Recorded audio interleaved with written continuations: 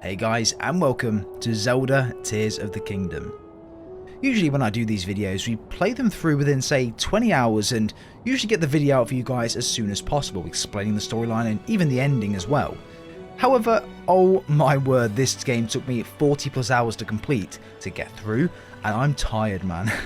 This video is going to be long, but I've condensed it down into as short a format as I possibly can. The game is ultimately very long, so the video will of course be longer with that being the case. For those that are new to the channel, these types of videos are created to allow those who haven't bought the game, don't want to buy the game, don't have time to play through the 40-hour game and probably never finish it, or might just not be your type of game and you'd rather just listen to the storyline itself from someone else. This video has taken like 50 plus hours to make in terms of editing, recording and things as well, so any support by hitting the like button, subscribing down below would be absolutely fantastic and very much appreciated. If we can hit 1k likes on this video, I'll give away a couple of copies of Zelda Tears of the Kingdom later on down the line when of course we've hit it. So stick to the end of the video to find out more about that. But without further ado, let's dive straight in.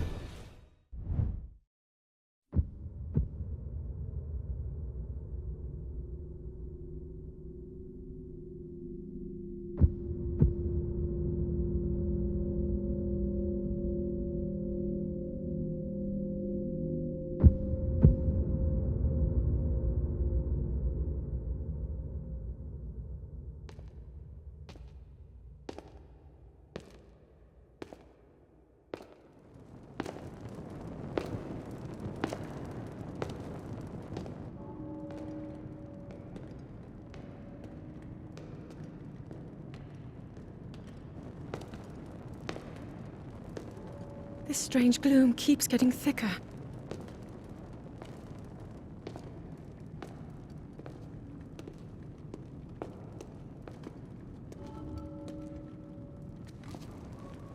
We've been descending for a while now. These tunnels are deeper than I thought. What could be down here?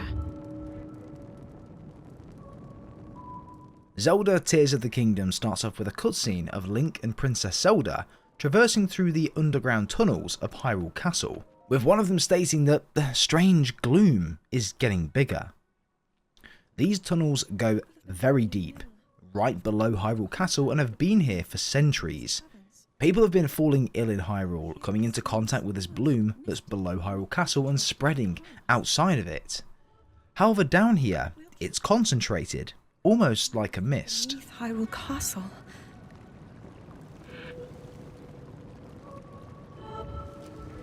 We do not know what waits below, so we need to be ready for anything. But I know I'll be okay with you, Link. Let's go solve this mystery. We move further down into the tunnel and figure out what's going on here. However, as we get further in, the Master Sword begins to glow with a bluish hue. It seems to be sensing something down below, a power that only the Master Sword can detect. This seemed to concern Princess Zelda. Ever since the end of the calamity, the castle has just fallen into neglect, but they didn't think these tunnels would have been here, potentially hiding something. As we progress further in, we find a chamber of some sort, and the princess spots ruins from an ancient civilization all over the murals on the walls, with something interesting written on them. These ruins look to be from an ancient civilization called the Zonai, and another ruin with carvings. She's seen designs like this in her studies with Pura. These are Zonai in origin. These are a species that lived long ago, in a time of the earliest legend. They possessed godlike powers and had a prosperous civilization in the sky. Many history books tell us about the Zonai, however none of them give us the full picture of what or who they were. Much is still unknown about them even to this day. Princess Zelda takes a photo on her Pura pad and we progress further on into the tunnels. Here we see the statues of the Zonai, ones completely surrounding the hallway. They look larger, taller in size to a normal person, huge ears, but how did ruins from a civilization based in the sky end up below Hyrule Castle? There were murals everywhere in this castle, a war that happened a very long time ago.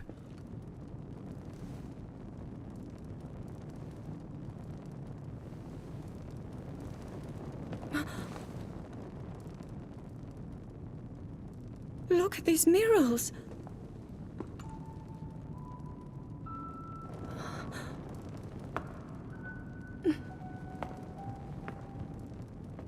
The written histories of the royal family include stories of a great war fought long ago. It was a conflict between allied tribes and someone only ever referred to as the Demon King. Is it possible? Do these murals depict the same legend?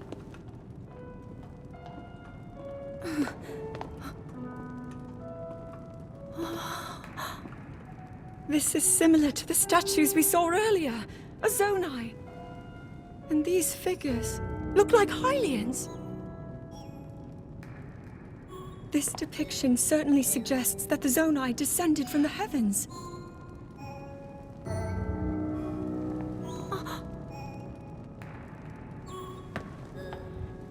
It is said that my ancestors, the first of Hyrule's royal family, were born from a union with gods who had descended from the heavens. These murals tell a similar story, and if they are accurate, then the gods mentioned were the Zonai. They must have forged a relationship with the Hylians of that time, working together to establish the Kingdom of Hyrule. This figure, he seems to be stealing something of incredible power from the young kingdom. This all aligns with what I've read during my studies. And then this, it shows the Demon King. And a fierce battle against him.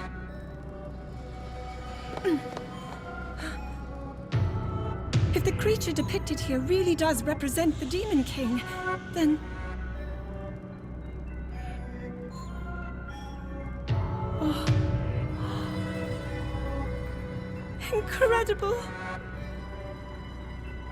This mural must be the Great War recorded in the royal histories. This is the imprisoning war, and the events that led up to it. Link! This is a huge discovery!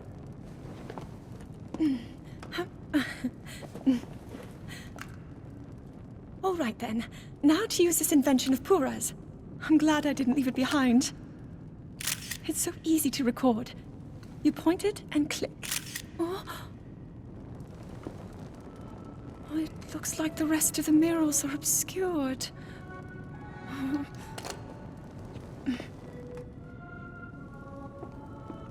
Just what is this place? Maybe we'll find more answers farther ahead. Link, let's keep moving deeper. Here we see that the Zonai descend from the heavens. The princess's family forged a relationship with the Zonai and the Highlands. However, as we move deeper on into the chamber, I think we might have just found the origin of the gloom.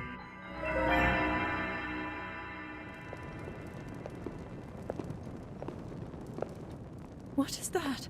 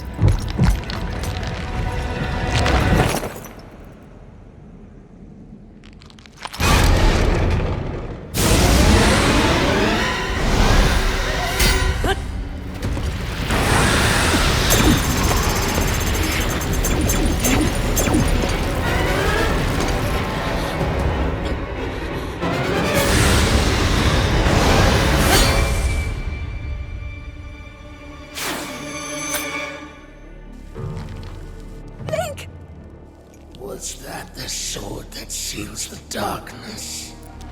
The blade that shatters so easily against my power cannot save you from me. Zelda. You who carries that fragile sword. A Link. Rauru placed his faith in you. And that was all you could do. How do you know our names?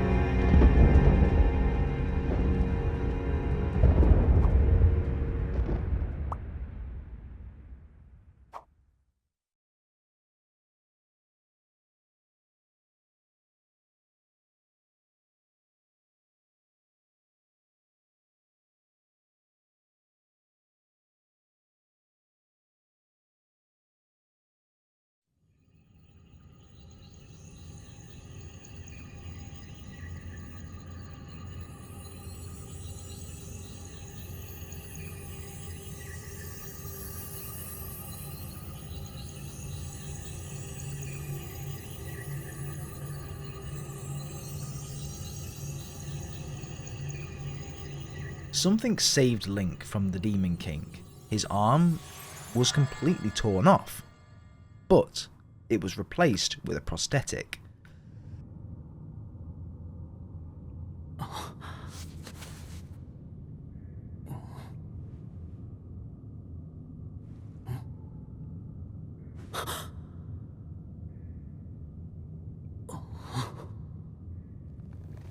However, then suddenly, Link hears a voice. Ah, Link.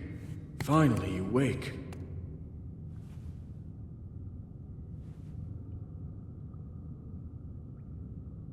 I've heard a great deal about you from Zelda.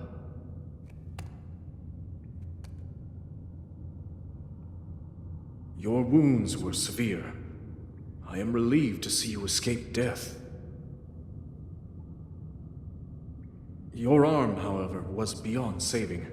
I had to replace it, lest the injury endanger you further. This voice, whoever this voice or person was, saved Link and gave him a new arm. Who it is, we don't know right now, but all we can do is push forward through this place.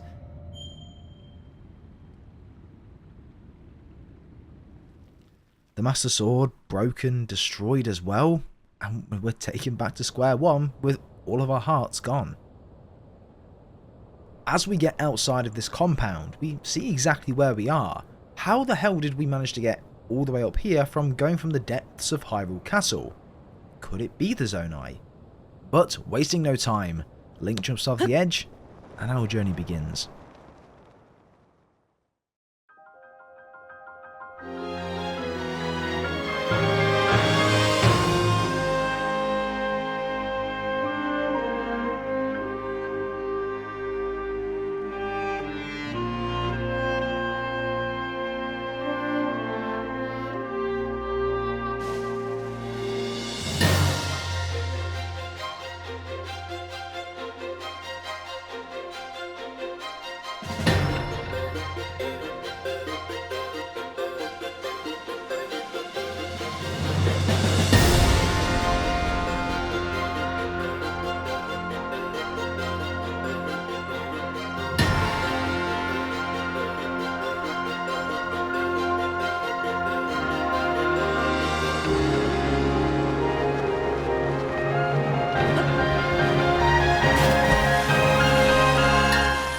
We land in a floating bed of water atop some land in the sky.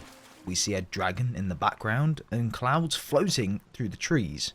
We interact with something when we're down there, and it suddenly starts to open. This thing was called a steward construct, and here it mentions that they've been waiting for us, referring to us by our name. Princess Zelda apparently left something with this thing for us, the Puripad. We take the Puripad and flip it over, and it looks as though the constructs have been looking on Apex gaming PCs for a new rig. Well, aren't these constructs lucky, and you guys lucky that I've partnered with Apex gaming PCs? It can give you a really amazing deal on a brand new system. All three of my personalized rigs are built with gaming in mind, with taking you through the best experience in a campaign, giving you the best graphical fidelity and performance, whilst just having it look sick on the side of your desk. From the mid-tier build, the Specialist rig, to the two more higher end builds and performance builds, the Elite rig and the Giga rig, there's a build for literally any type of gamer for any type of game. If you were to use code Wizzo at checkout, you can save up to $250 off your entire order, and the links are all down below in the description, so go and check them out. If you do go on to use my code, it's one, very much appreciated, but if you show me on Twitter also the proof that you've done that, I'll send you over a little reward for helping me out. But as I said, links all down below in the description. Go check them out. Use code Wizzo. Thank you. We landed in a place called the Garden of Time, just outside the Temple of Time.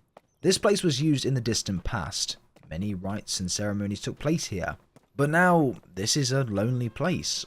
No one visits here. Their kind, the Zonai, are no longer. And since the Zonai descended down below, it's been deserted ever since.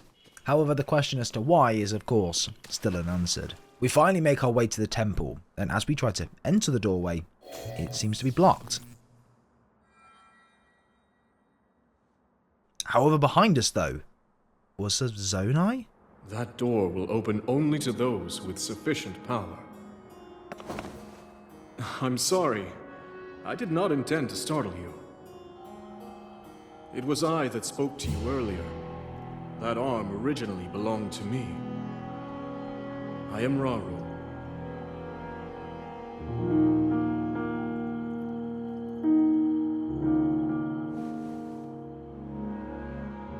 Forgive me for appearing to you in this manner. Unfortunately, I no longer have a physical form.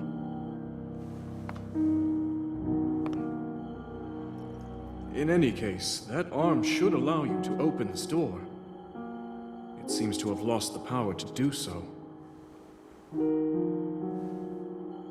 You might be able to restore it, but you would need to enter a place filled with sacred light. Ah, of course. Why not visit the shrines on this island?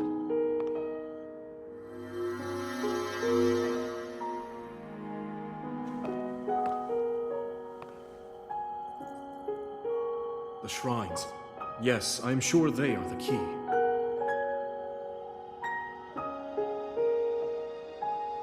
Here we meet someone named Raru. He was a Zonai and he was the king of these lands back when. It turned out that the voice we heard when we woke up was Raru, and this arm, well, it's prosthetic, but it belonged to Raru back when. The use of this arm should allow us to open the doorways and traverse our way around Hyrule, and have some powers that the Zonai possessed back in the day as well. To do this, we need to enter 2 shrines in order to get the powers to open the doorway. So we do this, and upon finding the 2nd shrine, we finally complete it, and now we enter the temple door. Inside the temple though, is a device of some sort. One that we saw at the very start of the game, with the Demon King had on him as well. Link touched the device, and was transported somewhere else.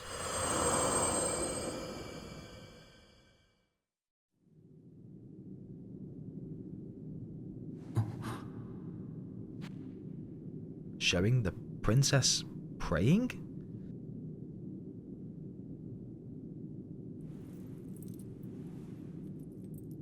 The princess reached her hand out, and Link did the same thing with his prosthetic hand.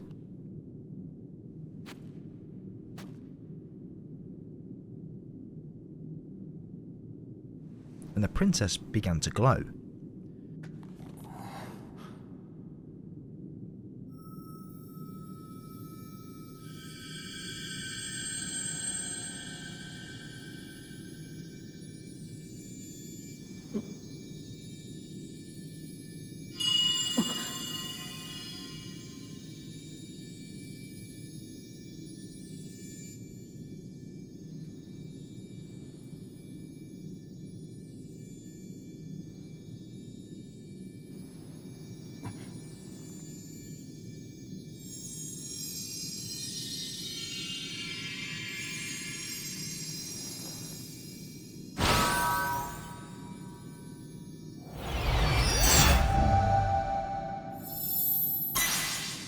sending a pulsate of light into the Zonai hand.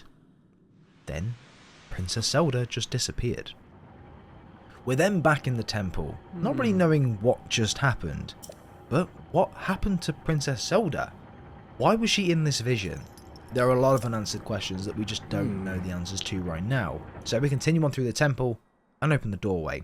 And the arm starts to glow again. Ah, good. I see you have managed to open the door. You haven't fully recovered yet, but that is to be expected. You are almost beyond saving.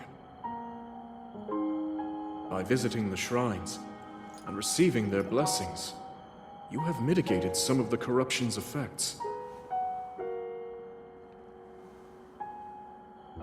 Though our time together has been brief, I am so happy that we finally met.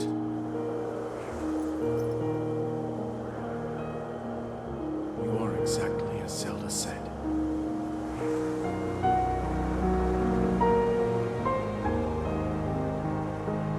I've done everything I can for her. Now it is up to you. Rauru fades away as the wind picks up, and it's now entirely up to us to find and to free Princess Zelda.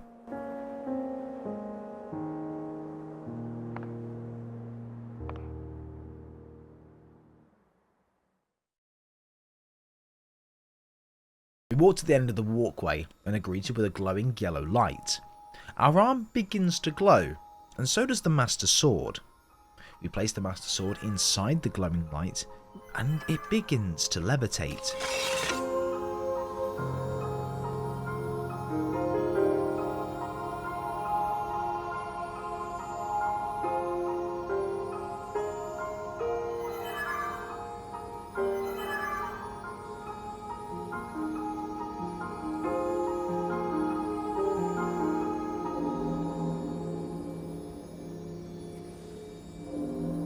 It looks as though the Master Sword is moving through time, away from Link, and it lands in the hands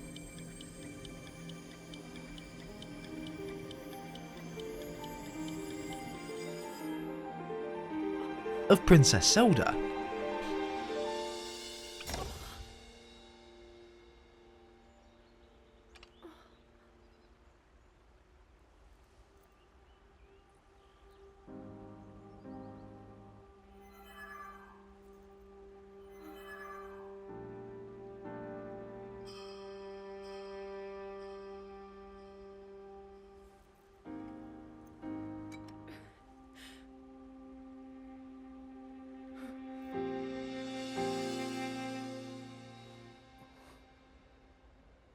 However, suddenly we feel a vibration. A dragon came flying out of the clouds below, separating the clouds and revealing Hyrule.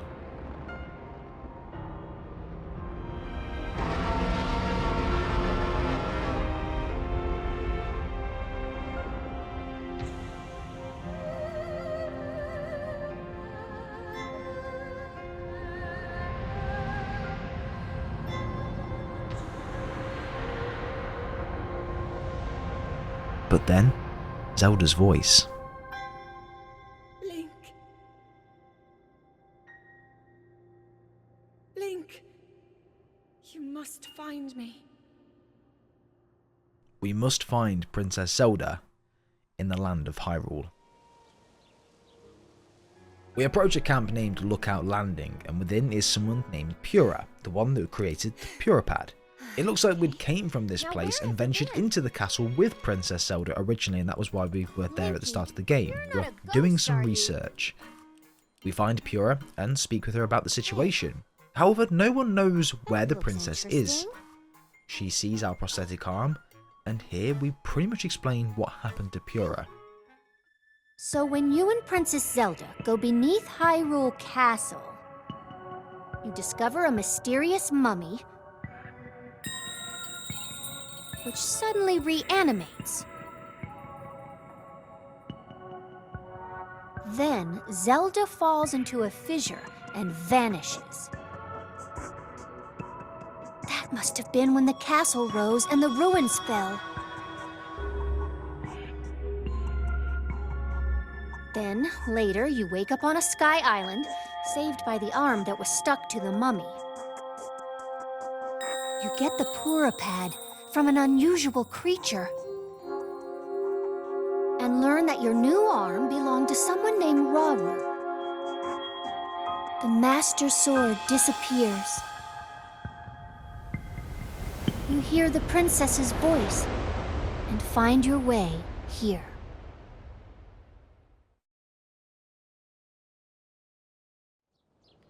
That was a very good summary. Thank you, Pura. Appreciate that. Pura then tells us that Rauru was the name of the first king of Hyrule, so that very much could have been who we were speaking to. And that mummy that we found underground could have had something to do with something called the upheaval. But the castle rising, the ruins falling, it must all be connected to the mummy in some way. But how? Anyhow, Pura asks us to meet up with the search party that she'd sent up to Hyrule Castle after we both went missing. The leader of the search party is someone named Hoz, and hopefully there may be a clue or two as to where the princess has gone or if they've seen them. Pura has the highest authority of knowledge when it comes to the ancient technology. She served Princess Zelda's family for much of her life and has worked with the princess to research the Zonai civilization. But most recently, researching the outbreak of the Gloom, which is why Link and Princess Zelda went into the castle to search for its origin, or at least get some more information on it. She's over a century in age, however was able to reverse her aging process so much that she looked like a child not long ago. Anyway, we walk up to the castle and speak with Hoz. We explain the situation that Princess Zelda is still alive somewhere, but where we just don't know. However, suddenly, the soldier alerts us to something in the distance. It's Princess Zelda? What? Why is she there? She suddenly begins to float in the sky, before vanishing into mid-air. Us and the other soldiers were extremely confused, no idea what's just happened. We need to return to Pura and inform her of what we've just seen and what I've just witnessed. Pura isn't really sure right now on what happened, however if she did fly off there isn't much catching her right now. So we should probably put all of our efforts into finding out more around the upheaval. This should in theory give us more information on the situation and allow us to understand who this mummy is and why everything's changed. To do this we need to visit 4 locations, one's on the north, south, east and the west.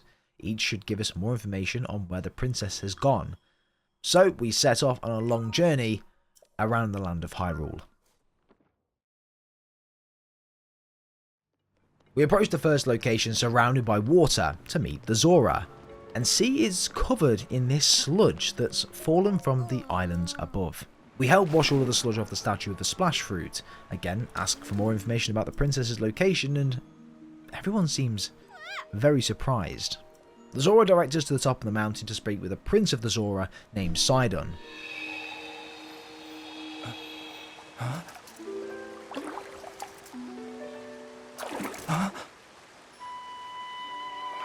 Is it really you?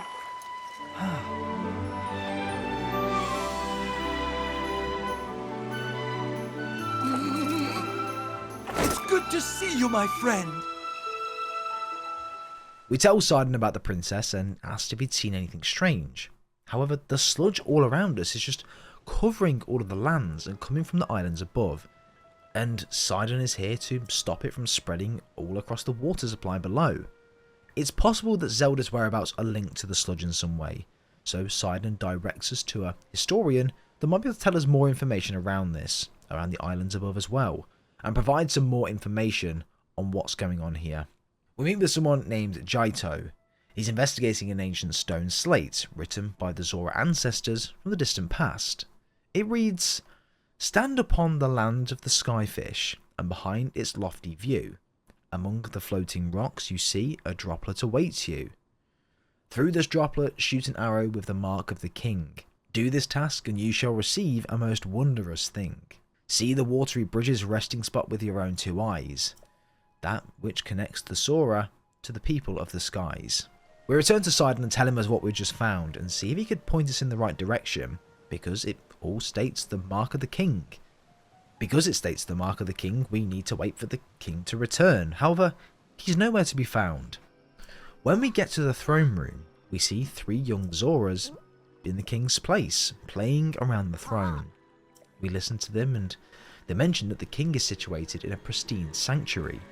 This can be found between the Polymus Mountain and the domain, and he's there in secret, behind a secret entrance. We go searching and what do you know? It's true. There was Dorephan. He received word we and the princess went missing.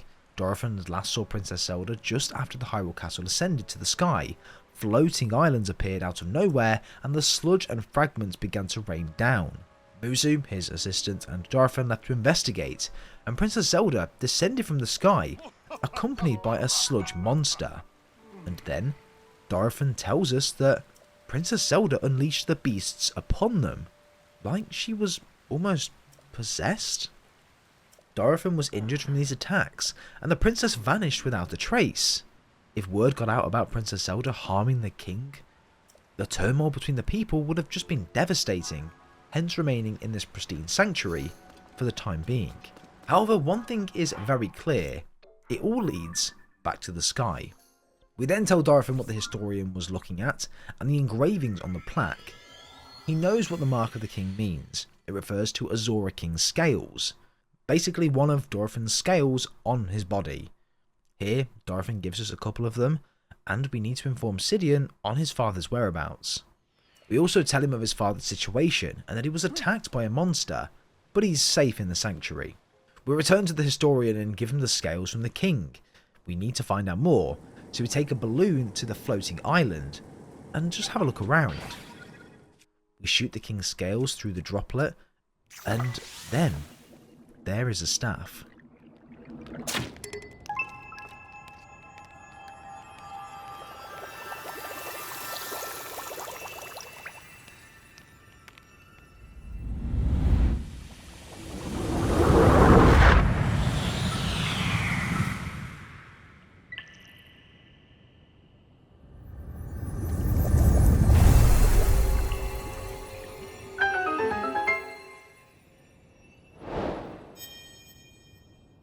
It flies straight into the murky water, so we return to Sidon to tell him what we just found and what had just happened.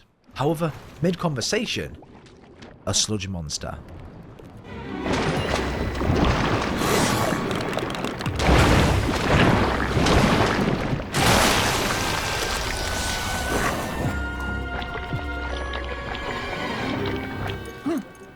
We finally defeated the sludge monster with the help of Sidon, and we make our way to the Pillar of Light. We move over to this green glowing light, and suddenly something starts to happen. I have an idea.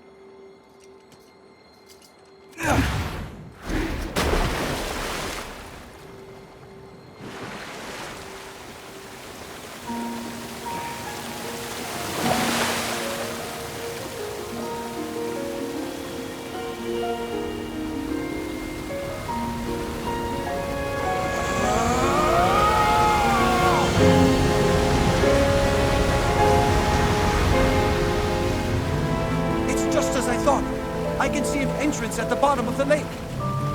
I'll make a path for you. Dive in, Link.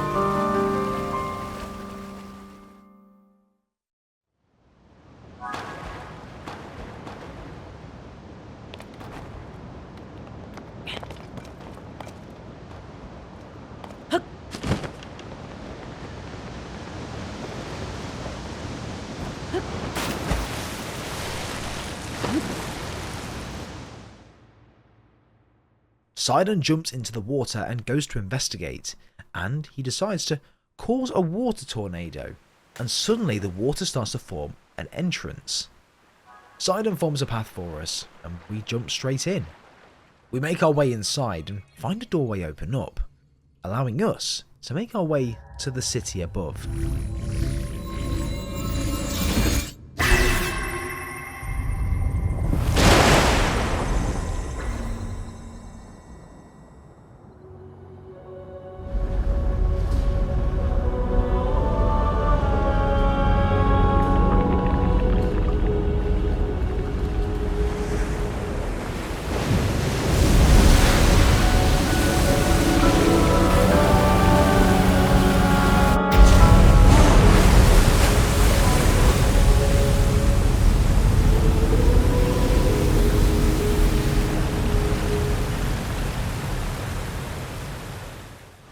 Suddenly, a voice calling Link.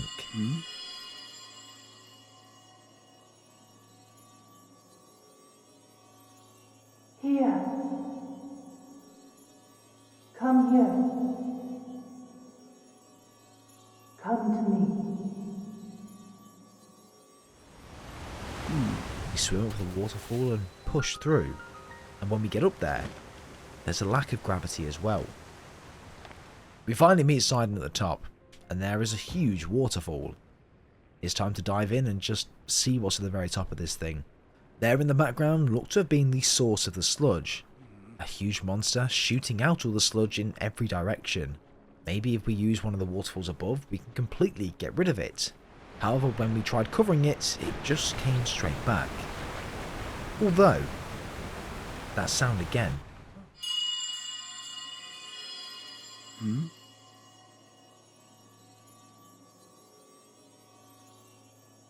Cherished kin. This is the source of the pure waters of Zora's domain. Use your power to turn on the 4 faucets and you can collect water here.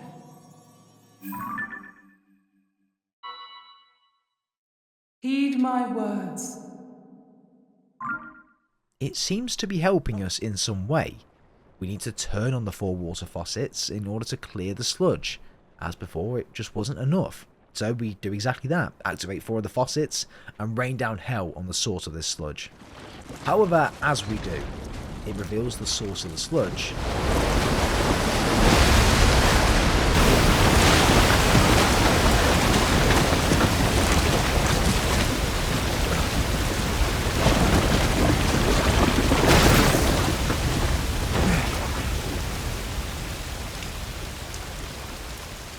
Look! The sludge dissolved! The domain is surely safe now.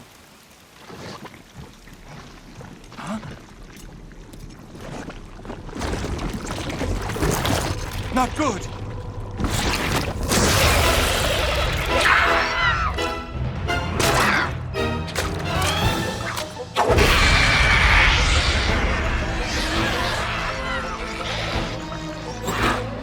This strange creature must be responsible.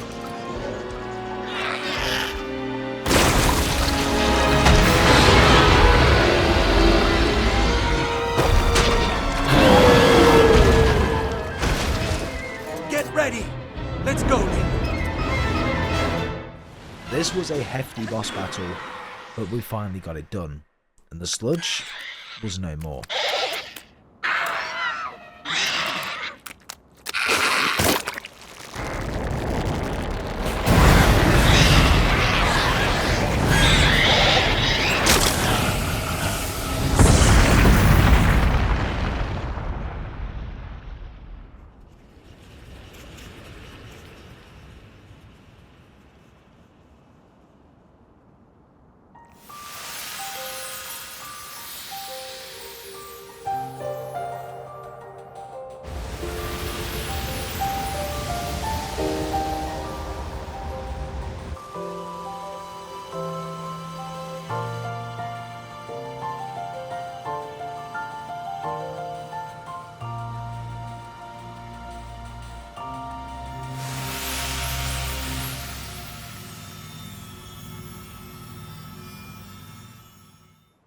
We then see this thing, similar to what we'd found from the mummy at the beginning of the game. Sidon touches this stone, and it takes us somewhere, where we hear that voice again, and are able to put a voice to a face. My cherished kin.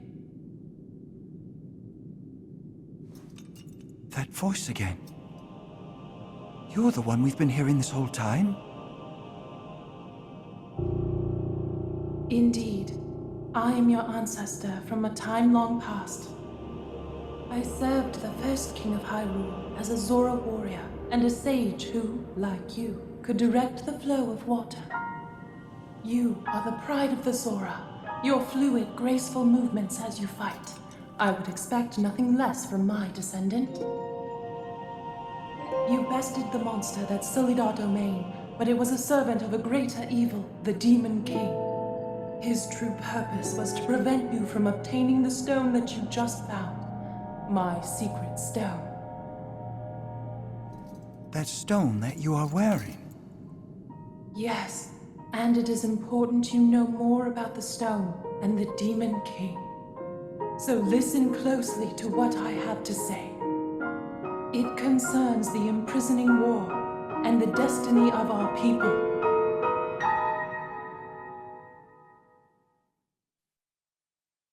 Though we Zora live long lives, this all happened in a time ancient even to us. The kingdom of Hyrule was still in its infancy. A great evil, the Demon King, appeared. He invaded Hyrule and sought to cut the new kingdom's time short.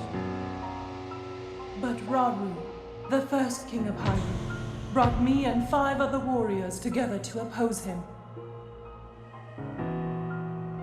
Rauru entrusted us with the means to fight the Demon King. Treasured artifacts called secret stones that amplify the power of those who carry them. As the Sage of Water, I bore a secret stone and fought alongside my fellow sages in battle. However, the Demon King's power was overwhelming. Even my strongest defenses could not stop his ferocious attacks. In the end, our leader realized it would not be possible to defeat the Demon King outright. He chose to end the battle by sealing the Demon King away, sacrificing himself in the process. So that was the imprisoning war. The rest of us survived, and it was not long after that climactic battle that someone came to see me. Her visit would make the destiny of the Zora crystal clear. It was another of the 6 sages, the Sage of Time. The magic restraining the Demon King will eventually be undone.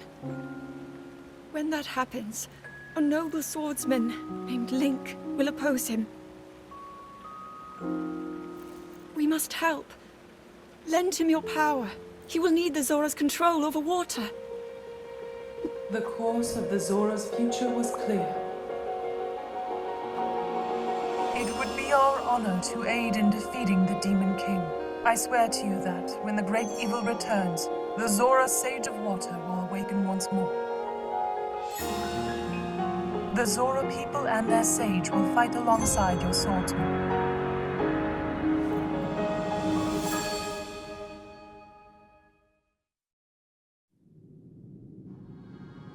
That is everything there is to share of the imprisoning war and of the destiny of the Zora. Zora's domain is once again safe thanks to you. However, the Demon King continues to threaten all of Hyrule. Sidon, my cherished kin, you must take up my secret stone and honor the vow I made to the Sage of Time. Fight alongside the swordsman, Link.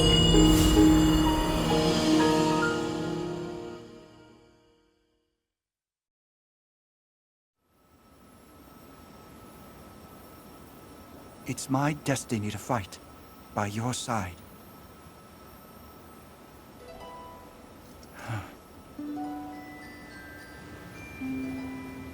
I came here so that I could save Zora's domain.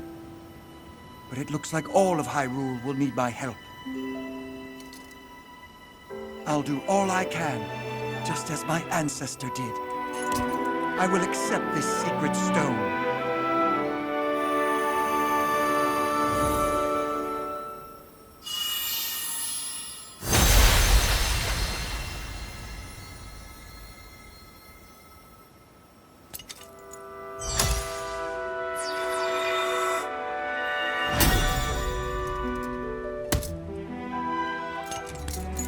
I am the Sage of Water. Behold, this is my new power.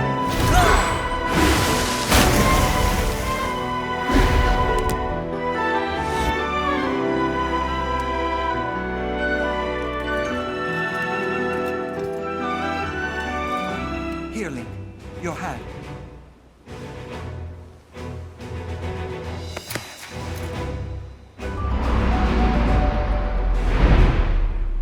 I, Sidon, the Sage of Water, swear that I will fight by your side. Please accept this. It is proof of my vow.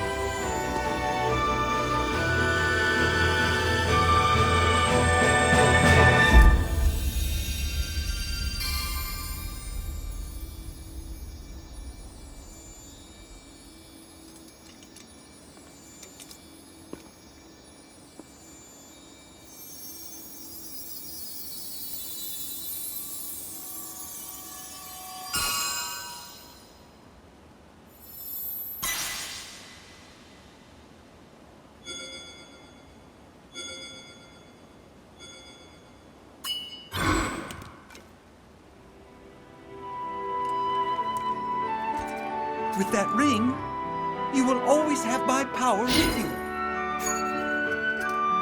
We're partnered up again. Yes. All right, let's head back home. So, there was a lot to unpack here. The Demon King is the end goal ultimately and needs to be defeated. Sidon will fight alongside us to defeat the Demon King. We need to recruit and speak with the other 3 remaining champions as well and build an army in order to fight the Demon King. Sidon commits to fighting with Link, placing the power of his stone into his arm and giving us our first ring. Before we move on to the next location, we need to speak with the king. All of that sludge has now completely gone and the place surrounding us is back to normal, and Sidon's father even passed down the crown to him there and then. However, Sidon tells us that in the vision that we had, we saw a vision of a woman known as the Sage of Time. She bore an uncanny resemblance to Princess Zelda. So what if that was actually her? But how? It was so long ago. How could she be in that time and also be with us earlier on? So many questions unanswered. However, we need to fight on and visit the other 3 locations. The next place that we visit is Rito. We reunite with Tabor and her family and inform them of what happened with Princess Zelda. Anything, the village...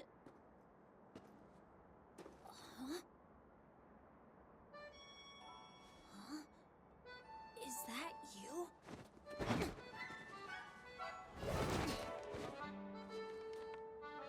It is you!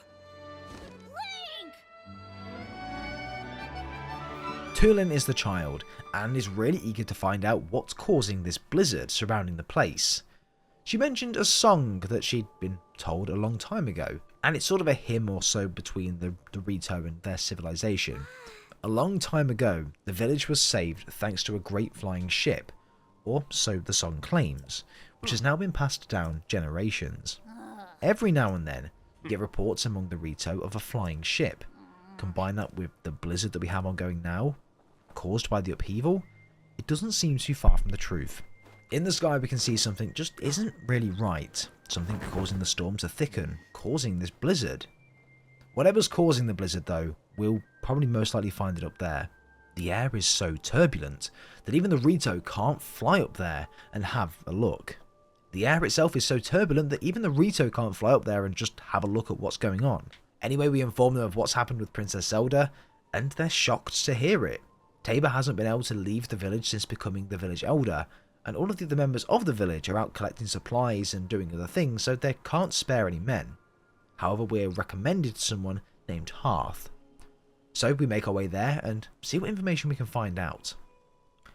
We explain the situation to Hearth. He mentions that the sky monsters have been everywhere. However, he suggests we speak to Tulin. Tabor isn't very pleased about her disobeying him. However, she is one of the best flyers around here and in the Rito. So, she must be the best person for the job. We were directed to a place called the Hebra South Summit Cave, northeast just from here. So, we make our way there, and we finally find Tulin. However, when we do, that chime happens again.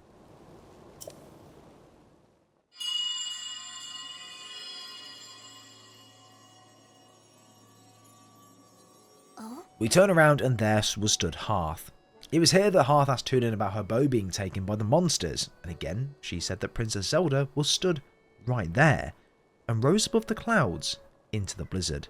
When we reach the floating islands, Tulin mentions this was the location that she saw Princess Zelda in, but in the distance, just like the song, a flying ship. And then that noise again. Come to me. It's coming from above within the blizzard. When the lightning strikes, we can see a huge boat within the eye of the storm. Many smaller ships surrounding the larger ship, reminding Tulin of the song immediately. Oh?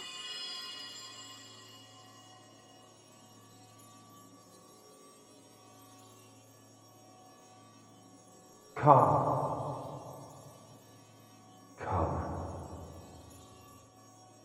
to me.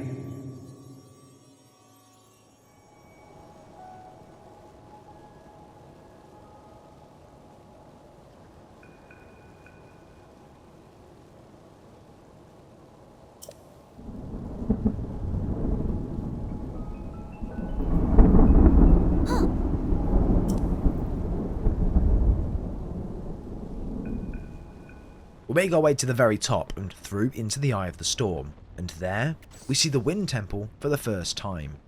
However, as we land, we see Princess Zelda again.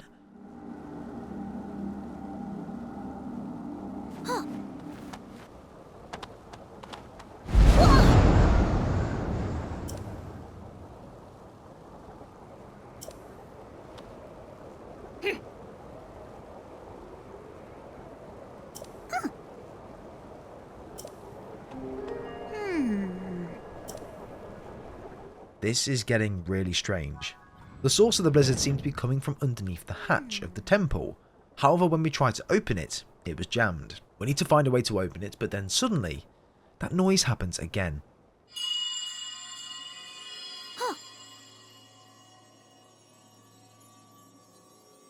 Brave fledgling.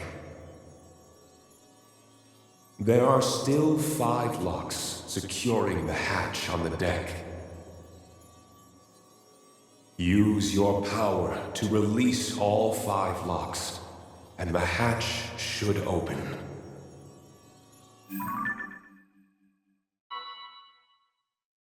Heed my words. We must release all 5 locks, which should then open the hatch and reveal whatever lays below.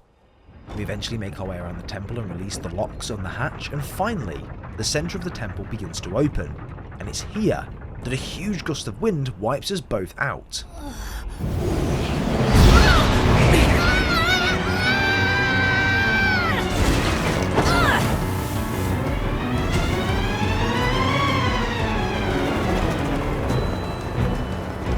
Okay, let's go!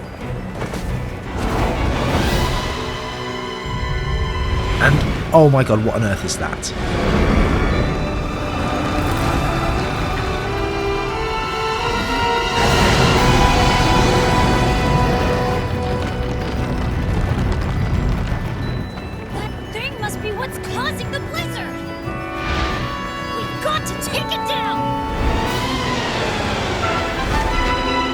We finally managed to take down this dragon thing that was causing the blizzard, and then you can really see what an impact this was having on the weather.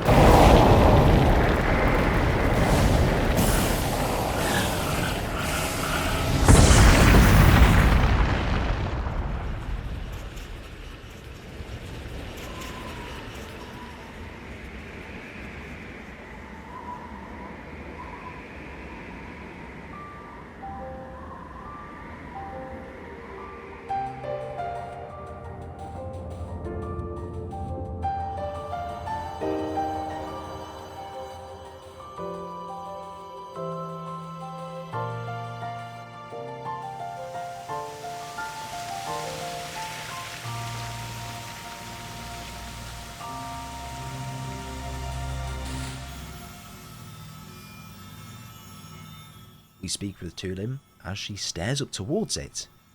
Tulin touches the stone, and there we're transported to another place.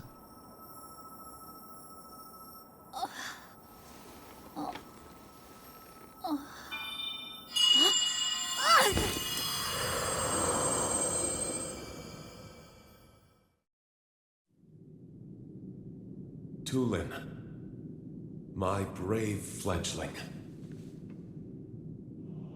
I know that voice. It's you. You're the one who's been guiding us? Yes, I am your ancestor from a time long ago. I proudly served Hyrule's first king. I was a Rito warrior and a sage with control of the wind. Where you fight, the winds follow. I would expect nothing less from my descendant. You make me proud. That monster you defeated, the source of that intense blizzard, it was summoned by the Demon King. He thought it could stop you from obtaining the stone you just found. My secret stone. Demon King? Secret stone? This is a lot to learn all of a sudden, I know. But listen while I tell you what happened in the past. A tale of the imprisoning war. And the mission our people must accomplish. Years ago, when the kingdom of Hyrule was still young, a great evil, the Demon King, descended on the land. He sought to wipe out anyone who opposed him. But Rauru, the first king of Hyrule, requested my aid, as well as that of 5 other warriors, to fight the Demon King. Rauru gave us secret stones, powerful objects that enhanced our formidable abilities. I carried one into battle as the Sage of Wind. It was thrilling to fight alongside my fellow sages. Yet we were still no match for the Demon King's overwhelming power. His magic was staggering, and I was unable to slip past his defenses, no matter how hard I tried. In the end, King Rauru realized that we would not be able to defeat the Demon King. To save our world, King Rauru sacrificed himself and sealed the Demon King away. So that was the imprisoning war.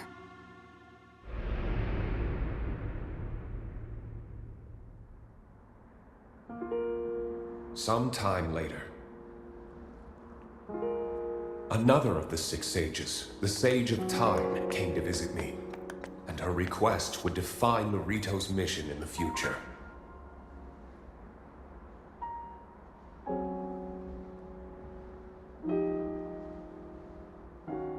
The Demon King will return. The magic binding him will be undone. When that time comes, a noble swordsman named Link will oppose him. But Link will only succeed with the Rito's help. Summon the winds and support this hero.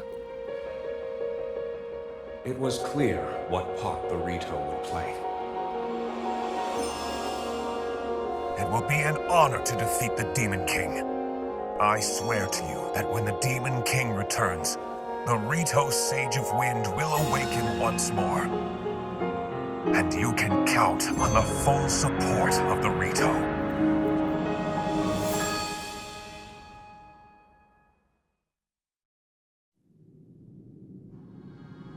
And now you know about the imprisoning war, and a mission I accepted on our behalf.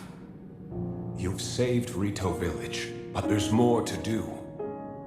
The Demon King will soon recover his full strength.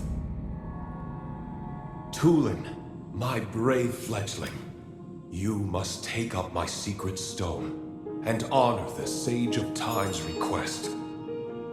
Fight the Demon King with the swordsman Link.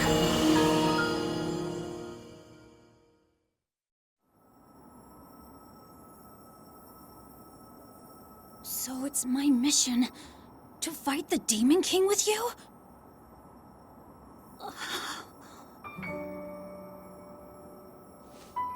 Link! This is so amazing! I can't believe my ancestor gave me such an important mission, and it involves fighting alongside you to save the world! If we don't do anything, then the world is gonna be in big trouble. I can't let that happen. I'll do this. I'll happily take this secret stone.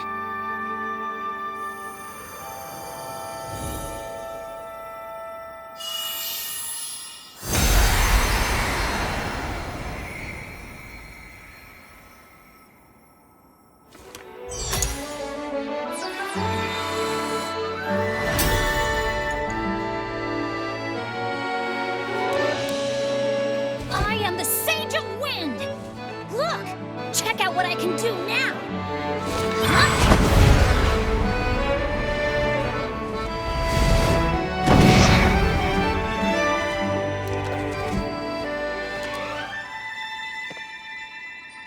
Link, hold out your hand.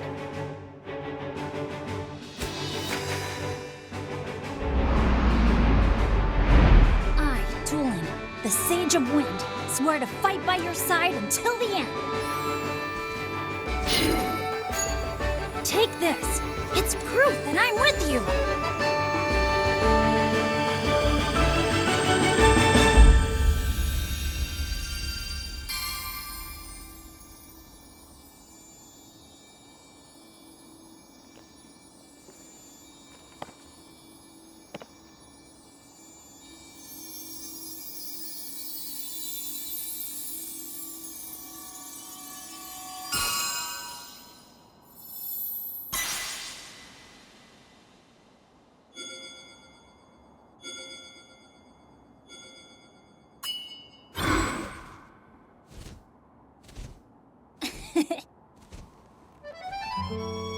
You can use that ring to call on my power anytime, all right? Okay, let's head back to the village and tell Dad. Here it's revealed that Tulin's ancestor from a long time ago was guiding us the entire way. The monster we defeated was the source of the storm and was summoned by the Demon King. Like Sidon, Tulin is now the chosen one of the 4 champions, to take on the Demon King alongside us, and she of course accepts. We return to the village to tell Tulin's father what just happened and her importance in all of this, and as we do, we see the village transform before us.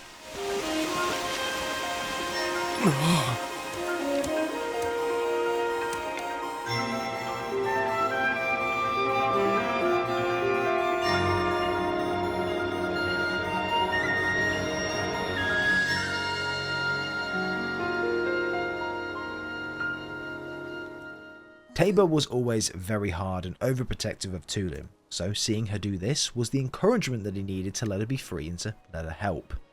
He gives us his bow. He gives Tulin her bow as a good sign of well done. However, before we were to leave, Tulin also brought up the fact that the Sage of Time looked very much like Princess Zelda. Anyway, on to the next place.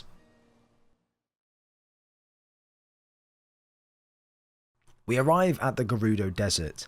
As we walk into the town, it's deserted and overrun with sand. We get to the top of the town and here we read Riju's journal.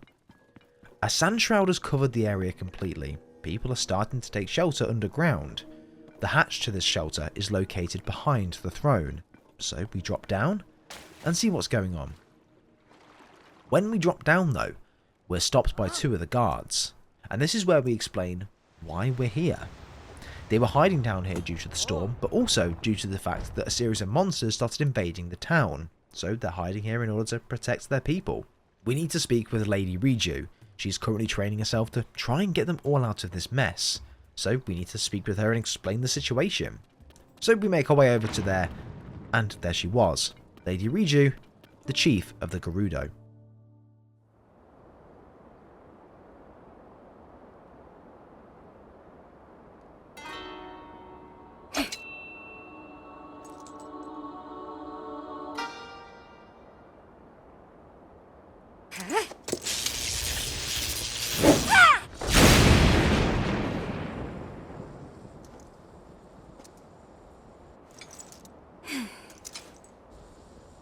Missed again. Can't hit my mark. Won't do anyone any good.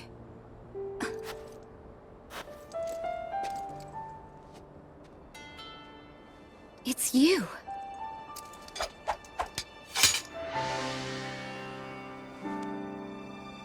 changes things. I didn't expect to see you here.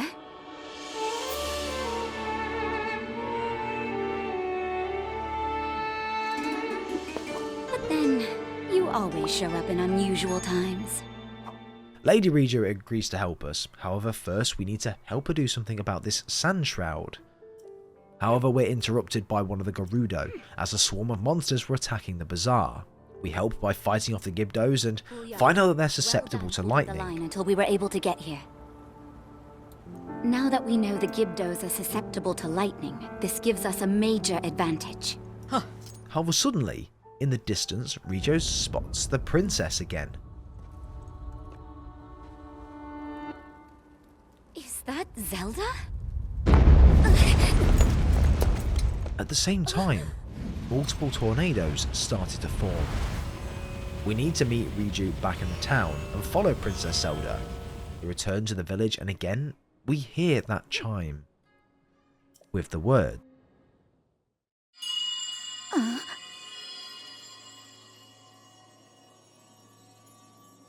Come. Come. To where I am. However, before we go off to investigate this sand shroud, Riju wanted to show us a mural that was down below in the town. It's thought to have been painted by the ancestors of the Gerudo. They look to have been using the same shelter to hide at some point, and this painting was done around that time, potentially the upheaval. The writing says, standing back to back with the throne, witness red pillars across a vast sea. Unite the pillars in light to reveal the lightning stone and open the way. You can hear my voice, come to me, I await you. It's a riddle, and we need to find the location. So we go searching. We come across a structure located behind the throne room, and we crack open a stone, and atop it reveals a light. We push forward to where it ends and turn a cog, and it reveals 2 more lights as well. We do the same with the final one, and it reveals a triangle of light, where suddenly something appears in the centre.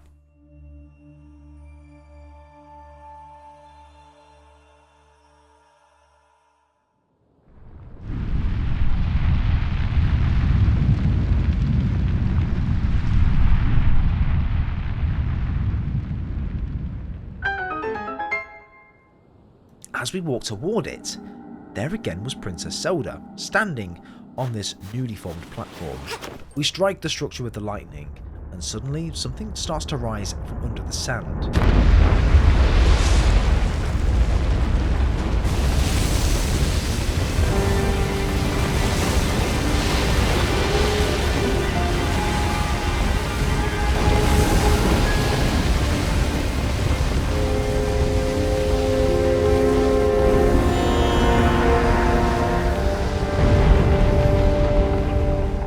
We open the doorway to the temple, and suddenly something comes bursting outwards.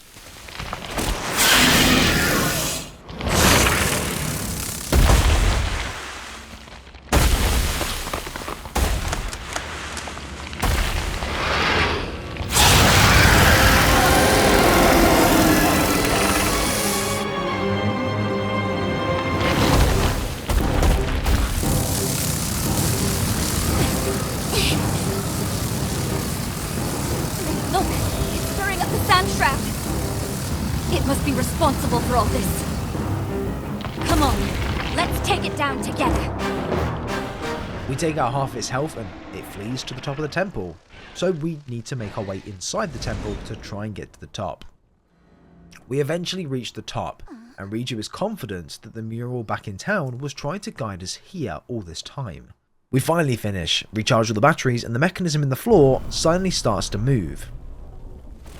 We finally get to the very top, and it's time to finish the job.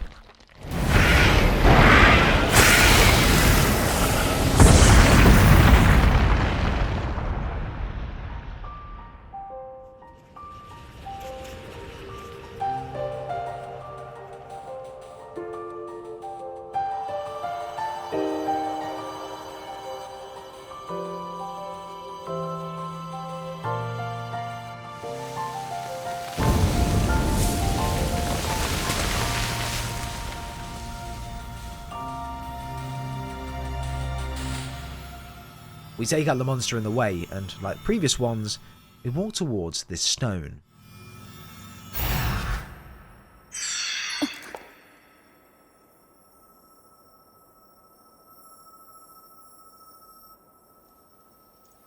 Riju touches it and suddenly we hear that chime and are transported to another place, where Riju faces her ancestor.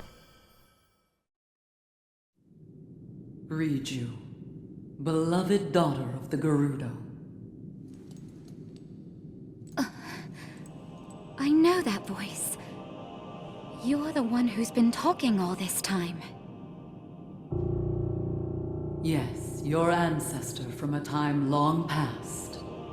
I was a Gerudo warrior who served the first king of Hyrule and a sage who called down lightning, just as you can. I've seen you brandish the power you have in defense of our people. I would expect nothing less from my descendant. You are the pride of the Gerudo. The Demon King is responsible for sending the monster that caused the Sand Shroud. But the monster's true purpose was to prevent you from obtaining that stone. My secret stone. Demon King? Secret stone? Don't worry. You will understand soon enough.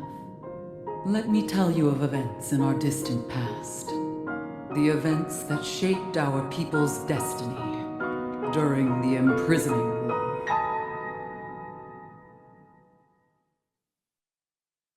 Long, long ago, when the kingdom of Hyrule was still young, a great evil, the Demon King, emerged. He attacked the innocent and sought the destruction of Hyrule. He was our chief before he changed. His obsession with power transformed him into a monster. Rauru, the first king of Hyrule, and 6 warriors rose to oppose him. I'm proud to have been one of them. We faced the Demon King, but only after Rauru gave us the secret stones. Artifacts that amplified the abilities of those who carried them. I, the Sage of Lightning, fought by my fellow sages in battle with my own secret stone. But we were no match for his overwhelming power. He endured our strongest attacks, even the lightning strikes I called down. King Rauru knew we had lost the battle against the Demon King. He made the ultimate sacrifice to imprison the Demon King, to seal him away. That was the imprisoning war.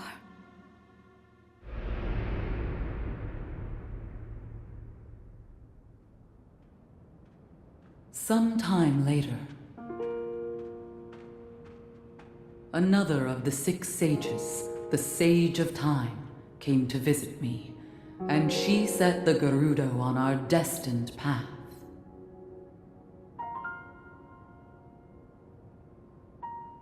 The magic restraining the Demon King will eventually be undone.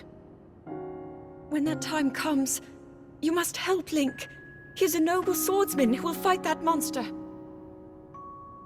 So please, he will need your assistance. Lend him your power, the Gerudo's control of lightning. The path of the Gerudo was clear at that moment.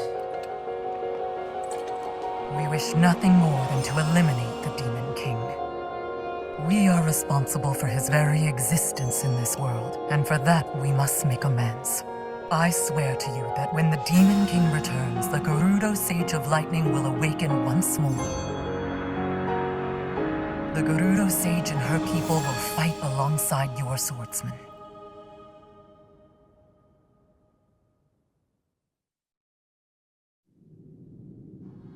And now I have told you all I can of the imprisoning war and of our people's destiny. You have saved Gerudo Town, but the Demon King still remains a threat. Riju, daughter of the Gerudo. You must take up my secret stone and honor the vow I made to the Sage of Time long ago. Fight alongside the swordsman, Link.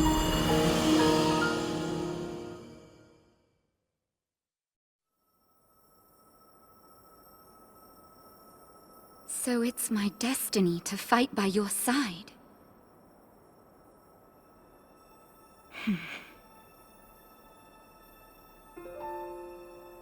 My destiny as a sage, my duties as chief, and fighting side by side with you? Sounds like fun. I will gladly strike down the so-called Demon King. I guess it's time to claim my destiny!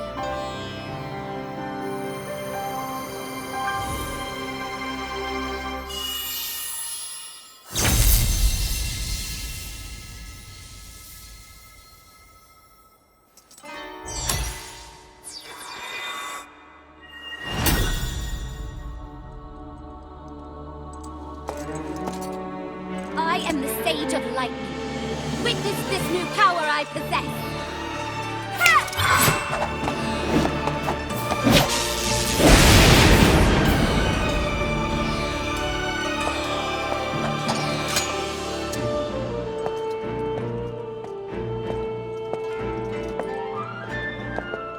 Link, give me your hand.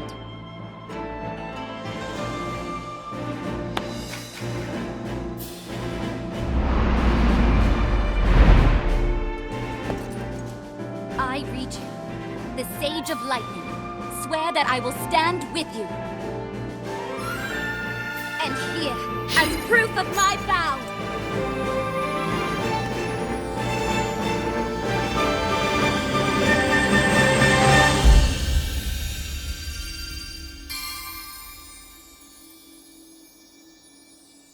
Again, another flashback of Princess Zelda speaking to the ancestor. How, we just don't know, but defeating this monster has done a lot of good for the Gerudo.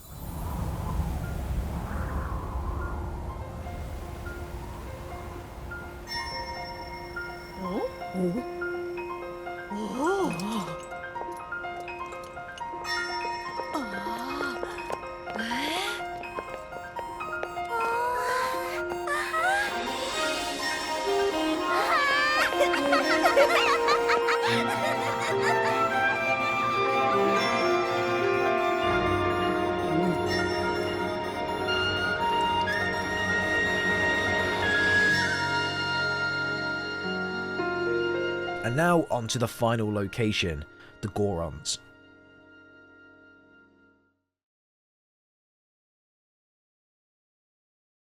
We meet with someone named Yunobo and ask if he's seen the princess and notices anything different happening around here. Anyway, we tell Yunobo of what's happened once we exit the cave. However, as we look up at Death Mountain, a red haze was spotted spouting out from the top of it. Yunobo agrees to come with us to the top of the mountain in search for the princess. We finally reach the very top of the mountain, and in this instance, we can see an opening to the top. As we get closer, Yunobo tells us that this is where he found Princess Zelda, and suddenly, the ground started to shake.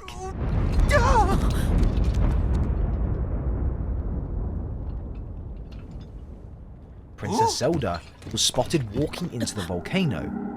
There she is! Princess! Princess Zelda! We need to talk to you! It's dangerous!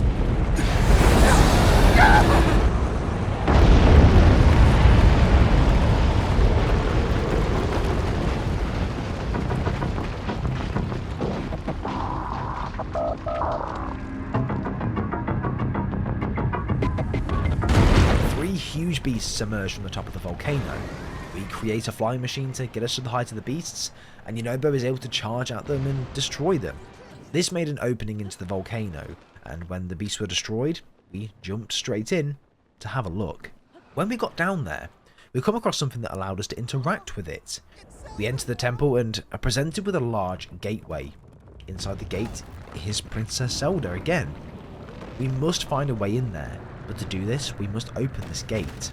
We examine the terminal near the gate, and here we hear that chime again.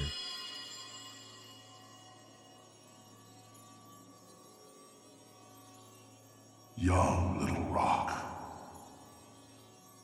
The gate you must pass through is firmly locked with 5 padlocks. You have the power to unlock them all. Do so, then the gate should open.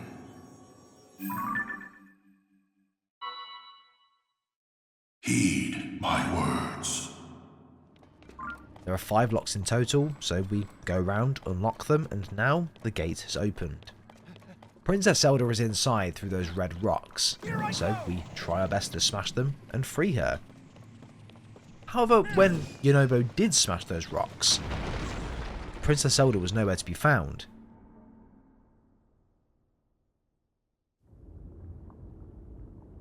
Where's Zelda? Other than a moving eye, and what dropped was definitely not Princess Zelda. That's really, really big!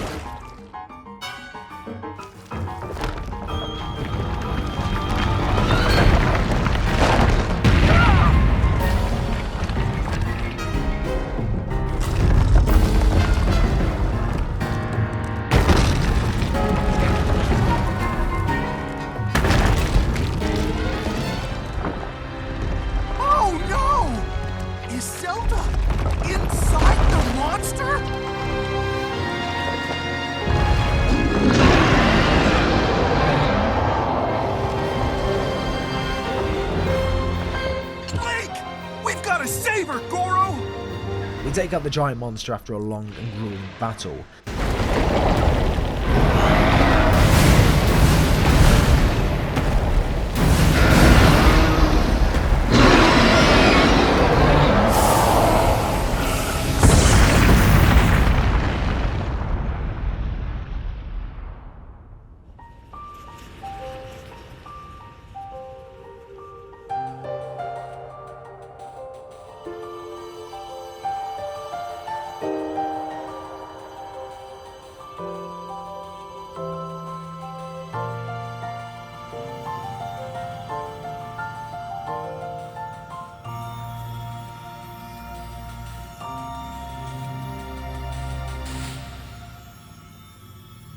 And in the distance was the stone, floating from above.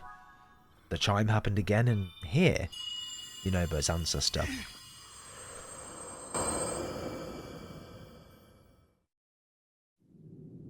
Yunobo, little rock. I've heard that voice.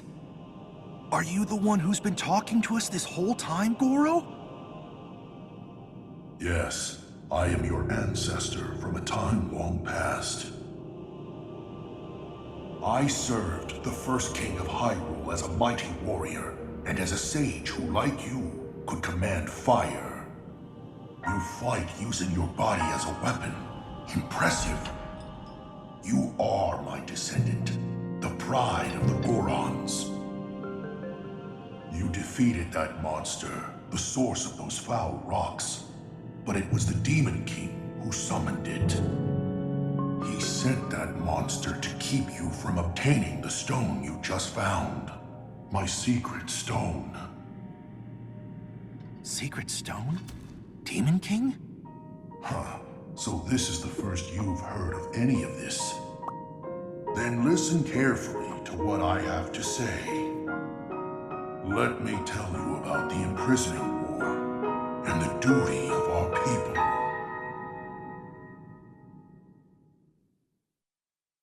Many years ago, in the kingdom of Hyrule's earliest days, a great evil, the Demon King, sought to conquer the kingdom and kill everyone who resisted his rule. Rauru, the first king of Hyrule, rose up to oppose him, along with me and 5 other warriors. And to fight the Demon King, Rauru trusted us with secret stones. Incredible artifacts that amplified our powers. I stood beside my fellow sages as the Sage of Fire, stronger than ever with my secret stone. However, we were no match for the Demon King. Even my strongest blows weren't enough to break him. Rauru understood that we couldn't overcome the Demon King. In one last brave act, our leader sacrificed himself to imprison that monster. That was the imprisoning war.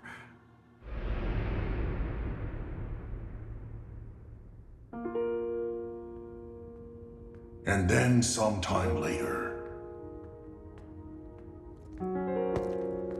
the Sage of Time, one of the 6 sages, came to me. Her visit would set the Gorons' duty in stone.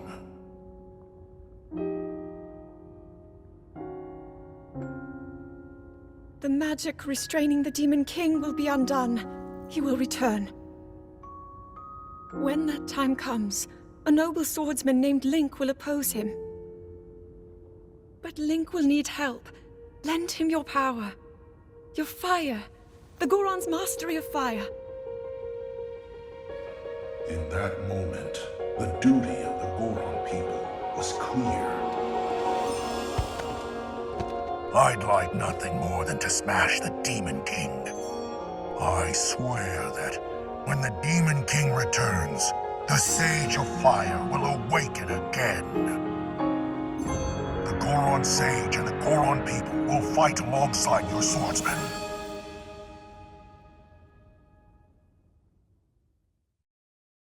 And that's what you need to know about the imprisoning war and of our people's duty.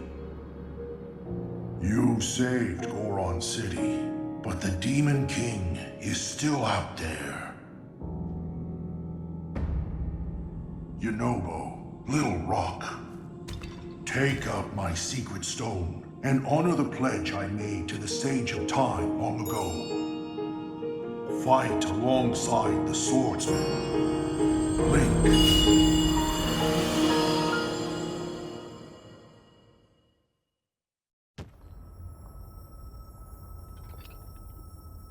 So, it's my duty to help you fight?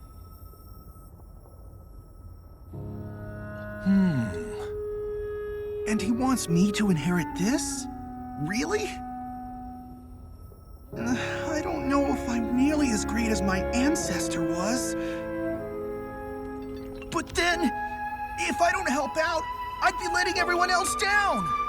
There's no way I'll let that happen. I can do this!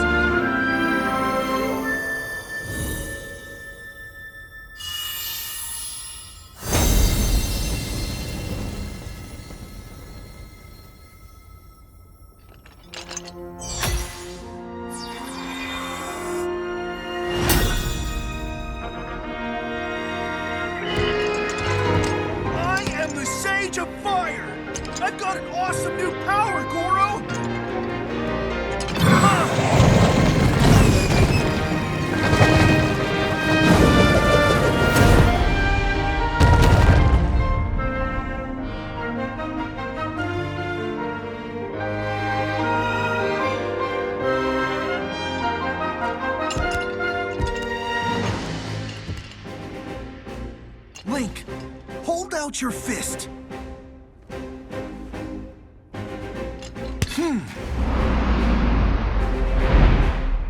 You can count on the Sage of Fire. I'll fight by your side till the very end.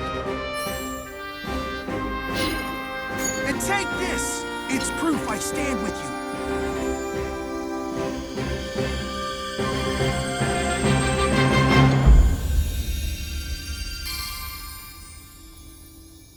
All 4 of the champions were finally completed, each vowing to work alongside us to take down the Demon King.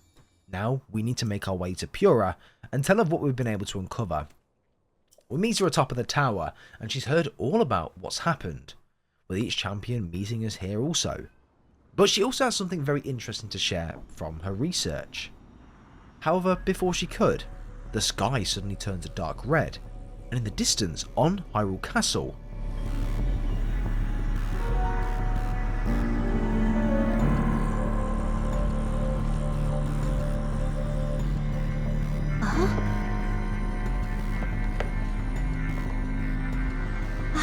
Isn't that... Link, look at this! Quickly! Princess Zelda was looking down on them.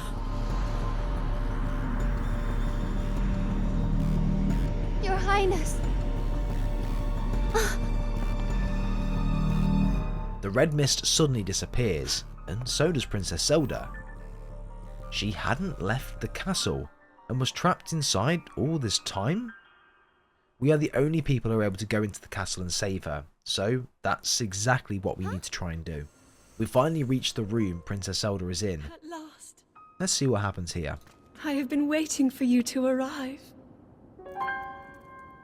Now, Link, there is something here I want to show you.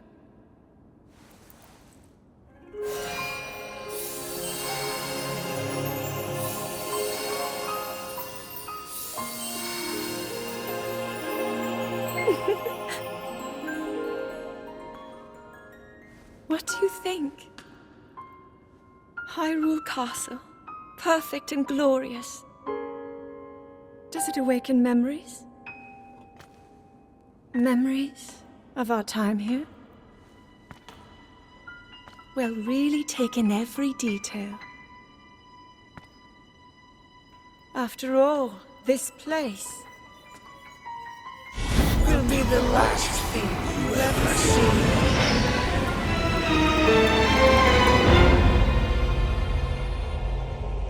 The fabled swordsman who endured my corruption, who has persisted in slaughtering my servants. Interesting. How is it that you survived my attack? It must have been that wretched arm. No matter. You will not live to see another sunrise. Did my puppet entertain you? She made it so easy to mislead you, to keep you occupied. But such an indirect approach is no longer needed. End this hero's life, my dark servant. Cut him down.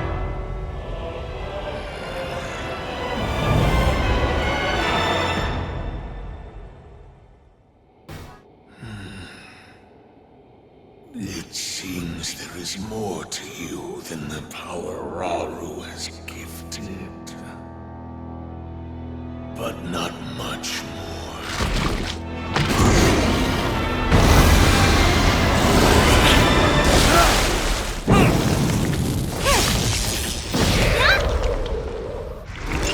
Link, we are here!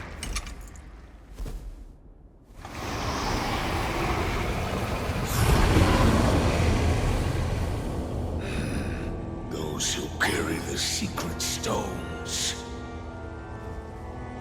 Just what is this thing? You do not recognize me. Perhaps there are limits to the knowledge the secret stones impart. You stand before Ganondorf. The foolish actions of your ancestors served only to delay my ascension.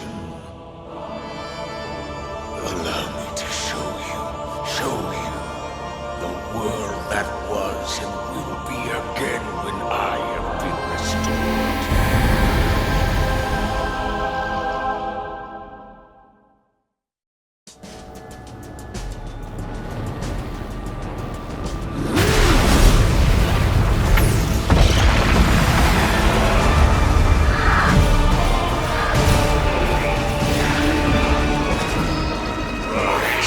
Rise, my servants.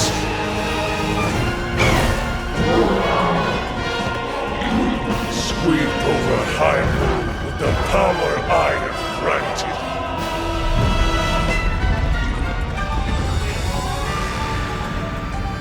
Eliminate this kingdom and her allies. Leave no survivors.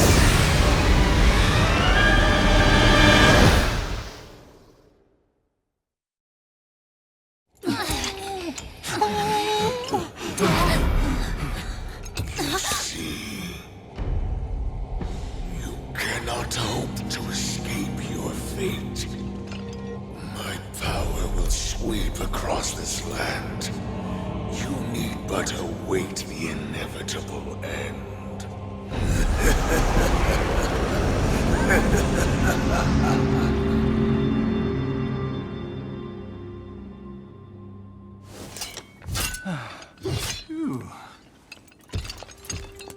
Was that the Demon King we were warned about? It all really happened? This is dire. The Demon King, the man who nearly destroyed the world.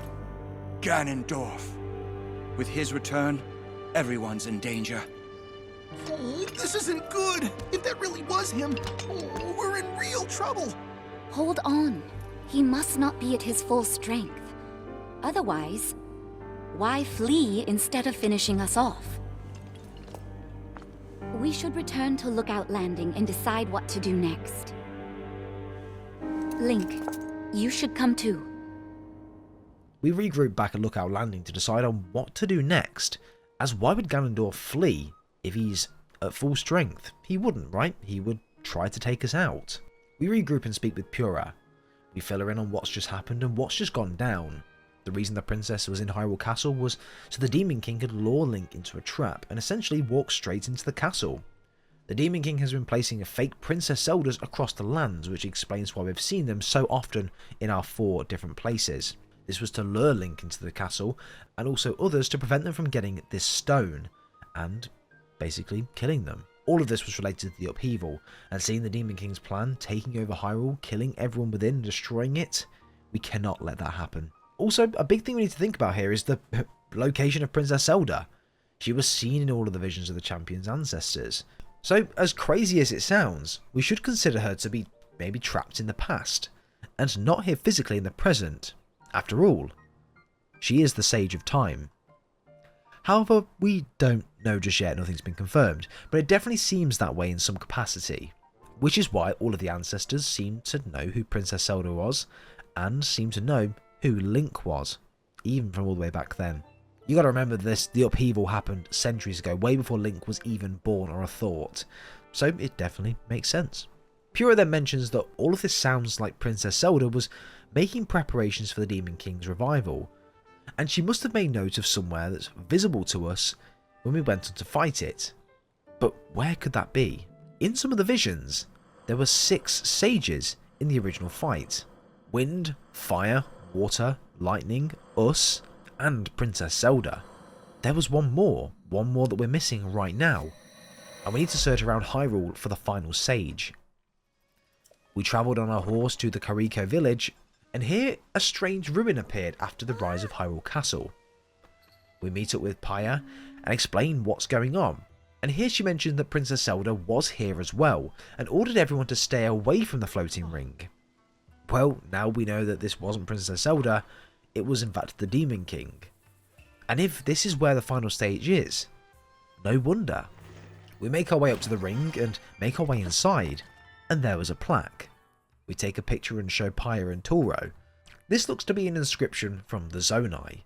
It reads, Promise, Zelda, solemnly signed, Minoru, Sage of, Hide the Key, Southeast, Entrust, Future, Wish, Defeat, Demon King. That was all Taro could make out on the plaque. However, Minoru seemed to be someone's name. Here Pyre mentioned that the part of the state's southwest, well, this might be Dragonland. This is a place known as the Zonai Ruins in Faron. It predates all ruins in the sky and is home to many ancient relics. This is the place that we must go to find the 5th Sage and put an end to all of this. We meet Taro in the ruins as discussed and walk inside one of the temple-like structures. Taro tells us that he'd already been here a while and was able to make a big discovery. Here it shows a Zonai mural, complete intact with all of its text. It's nothing short of a miracle that this is still here and hasn't been damaged in all of this time. The text on there seemed to be some form of poem, or could have even been a code to something or somewhere. It states, Wear the electric garb hidden at long-necked dragon along the wise-mouthed forest serpent. This could be alluding to the large pillars surrounding the ruins designed to resemble dragons. But forest serpent? Taro isn't sure what this could mean. However, he did mention that it reminded him of a song, one that compared a surrounding river to a forest dragon. We walk around the ruins and find multiple entrances with chests, each giving us a piece of armour, and finally, we find the altar to place the Zonai charge on.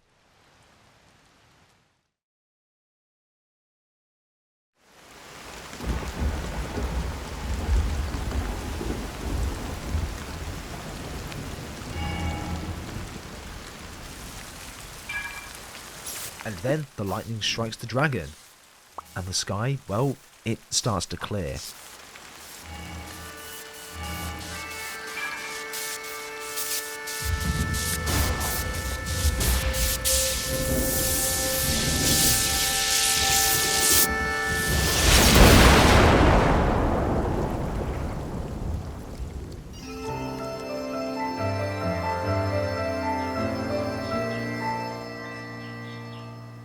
This revealed a series of new sky islands, and it's only presumable that this is where we'll find the 5th Sage.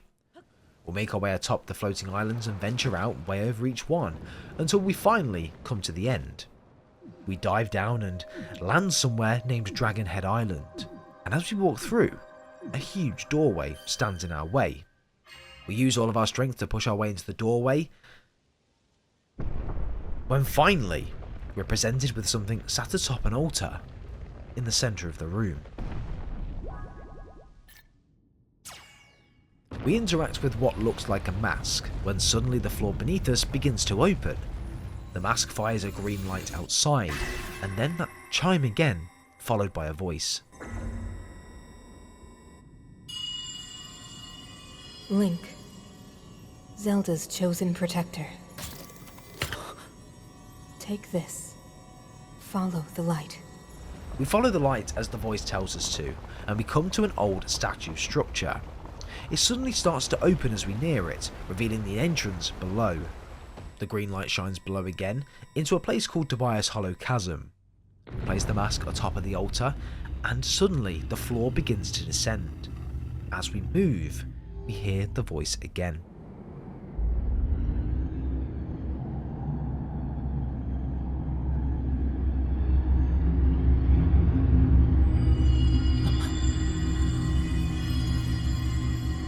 Link, Zelda's chosen protector. You must hurry. We must meet as soon as possible.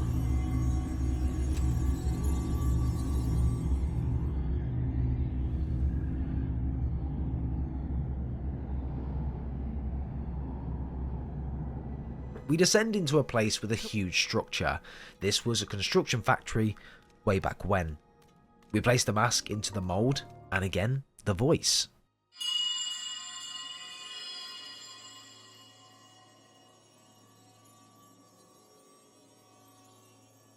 Link, Zelda's chosen protector.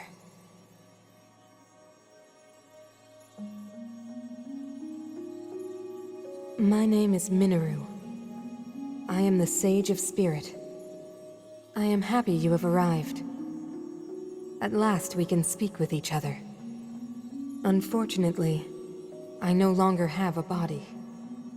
Without a physical form, we cannot yet speak face to face. But, do you see the 4 storehouses in the area?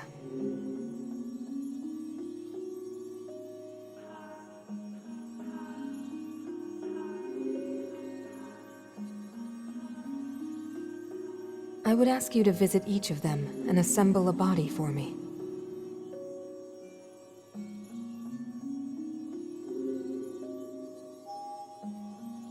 This is my request to you, Link. Loyal swordsman to Zelda.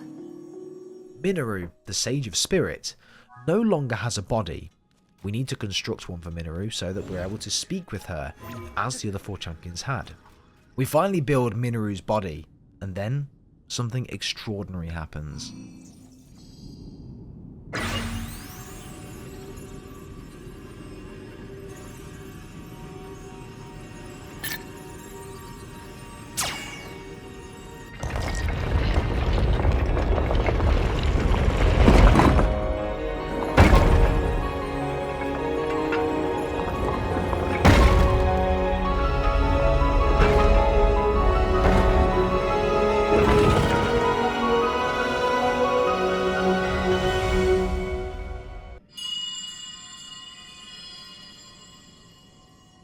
Thank you, Link.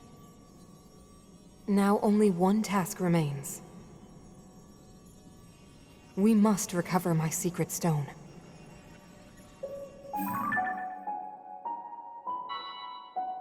It should be located here. Please, Link, let us go there together. The path will be very dangerous.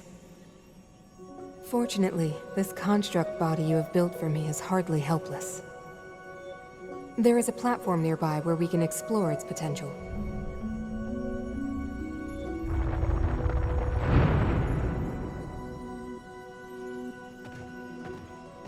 Now hurry, Link.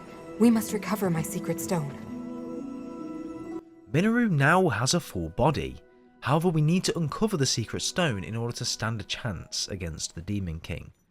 Minoru allows us to use her body to fight our way through, not being affected by the gloom, so that's exactly what we do. We finally reach the Spirit Temple after a long walk across the gloom, and descend into the depths even further. There in the distance is the stone. However, before we could get there, we were caged off, like we were inside a boxing ring, fighting another construct. This was really cool, and I was so gassed doing this.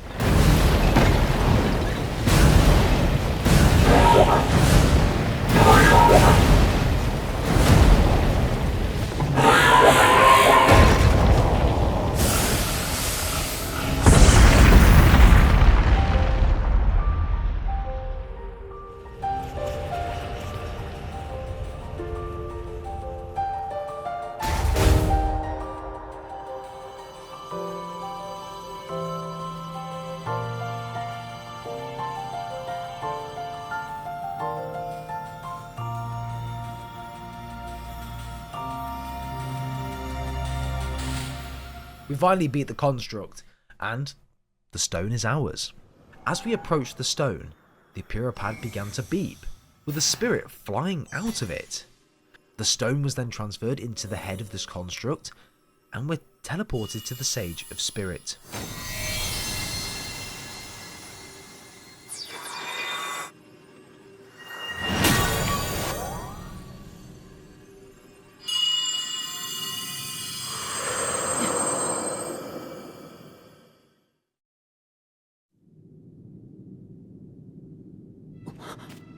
Zelda asked me to aid you, Link. I am the Sage of Spirit, and one of the Zonai.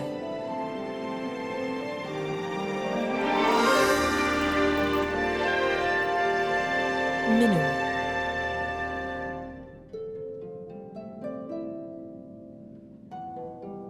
I am glad to meet you, Link. I must thank you. It is because of you that we have recovered my secret stone. Originally, my intent was to awaken when you first found the Puripad, then to guide you to my construct and assist you on your journey. I had not anticipated a battle with that same construct. You have proven quite adept, and I am grateful for all your efforts. Link, here.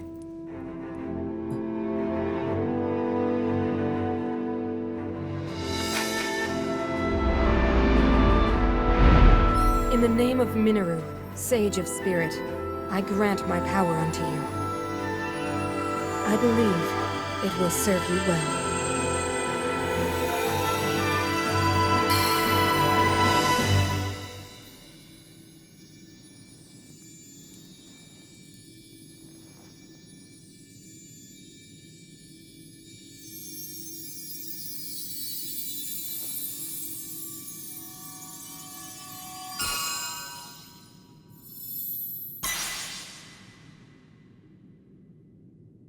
With this power I've given, a deep bond has been forged between us.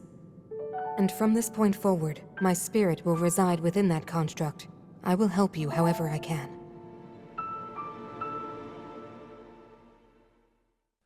This is crazy, because this shows that Zelda was in fact in the past, and is not here right now. The final sage was stored in spirit inside Zelda's Puripad, in which she gave to us. The Puripad was the key to this the whole time, and now we have all of the 5 sages ready to fight against the Demon King. Princess Zelda awoken as the Sage of Time and appeared before them. Zelda had one of these stones, allowing her to transport through time, and this is what she found. Long ago, my people, known as the Zonai, came down from the heavens to the surface of the world. It was said they were descendants of gods.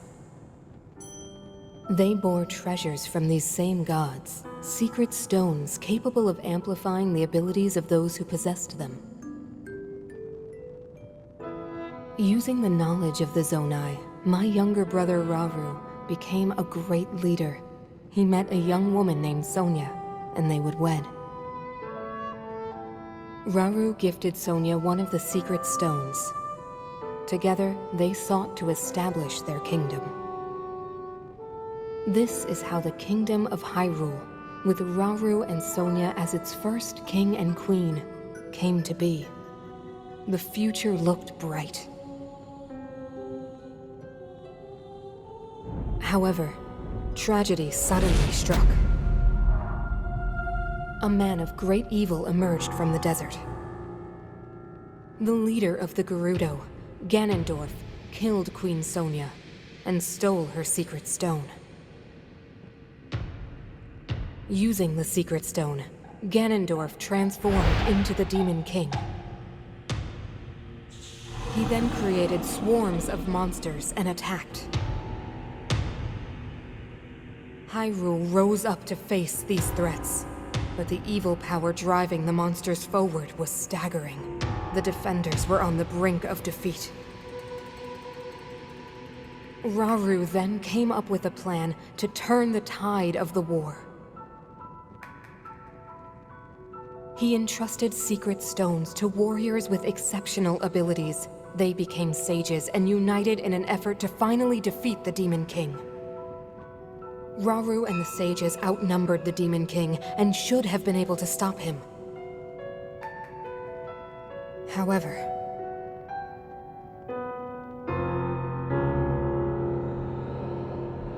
the Demon King's power had grown far beyond anything we could have imagined.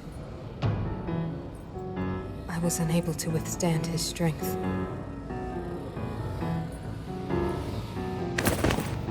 Our fight appeared all but lost. And then, Rauru.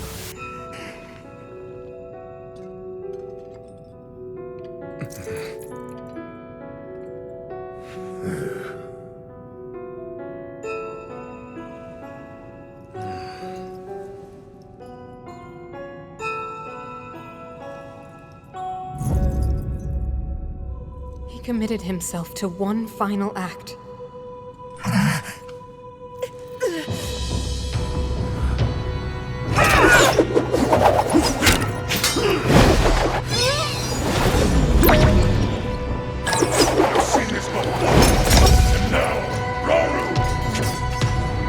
That pride will be your downfall, Ganondorf!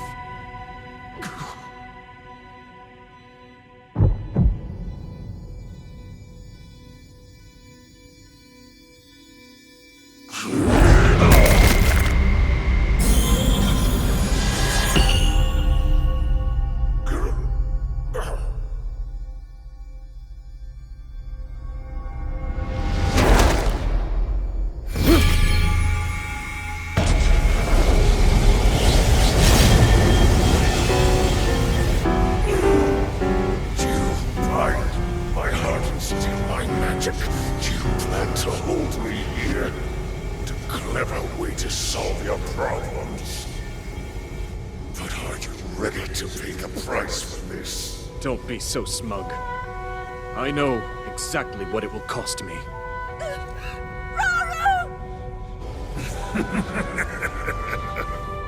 Thousands of years will pass in the blink of an eye. You only delay the inevitable. You're wrong. Years from now, someone will appear with the sword that seals the darkness. A swordsman with the power to defeat you, Link. Remember this name. Link. Interesting. I look forward to meeting you.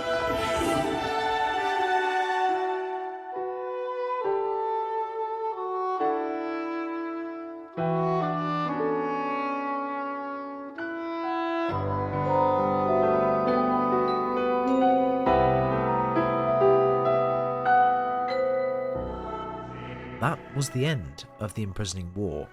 If you remember at the beginning of the game, we had the Master Sword, in which was broken when we tried to deflect the power of Ganondorf. Well, watch this. You're saying that sword traveled through time the same way you did? Yes, but more importantly, in my original time, the Demon King was vulnerable to even the smallest piece of this sword. Even someone like him has vulnerabilities.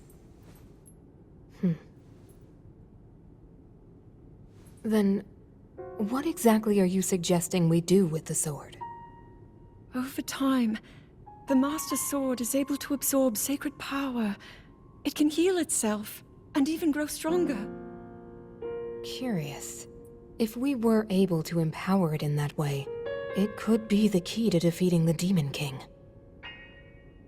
But it could take centuries for that sword to grow strong enough. The power the Demon King wields. I do not see how this can be done. It would be impossible for you to provide it with sacred power for so long. I can think of one way. You mean? Yes, I can do it. I have to. I've told you. That act is forbidden, for a very good reason. It would mean throwing yourself away. Oh, Minoru!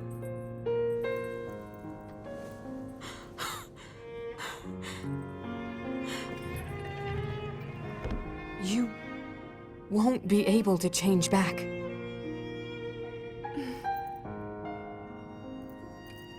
The moment I had the sword, I knew what to do.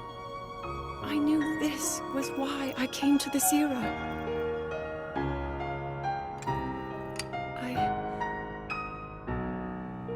I want to restore the Master Sword and deliver it to Link.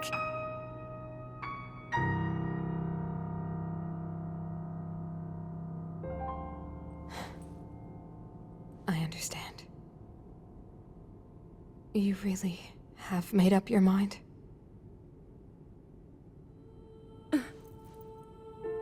Very well then. As a Zonai, I bear my share of blame for these events. So I too will devote myself to this goal, and to this hero of yours. For the swordsman Link, I will do everything I can. Even if my body should perish, I will still be with you in spirit.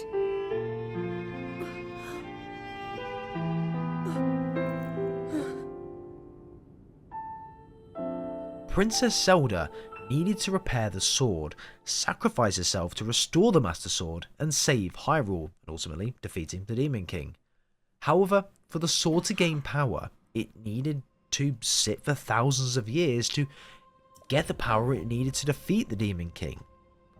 Before the Gloom Affliction took Minoru's life, she became a spirit and entered the Puripad. This was when Zelda began the forbidden process, as she knew the Master Sword would be needed to take down the Demon King. Princess Zelda wanted to meet us there once she reclaimed the Master Sword. So off we go. We finally reached the Lost Woods, and something here just wasn't right. We needed to find a way into the woods, however every time we tried to walk around the woods it would spit us straight back out. So we get word of a crater not too far from here that could lead us into the centre of the forest. So we drop down and make our way through. We finally come to the end and make our way through the floor, taking us inside the Korok forest. In fact, directly next to the Deku tree. We speak with the tree, who had definitely seen better days at the time, and as we entered inside the tree, we see a huge crater at the back of it. When we drop down, we're faced with a phantom Ganon that we need to take out, and was the reason why all of this was going on. Once we take it out though, the gloom seems to fade away around the tree and the forest itself.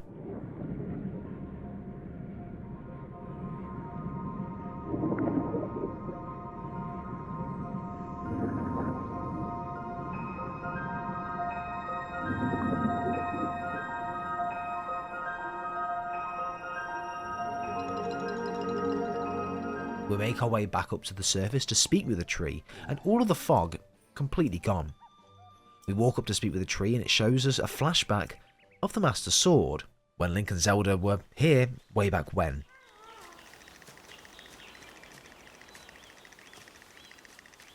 It is good to see you, Princess Zelda of Hyrule, and Link, Keeper of the Master Sword. Your blade has been fully restored. Go on then, Link. Draw it once more.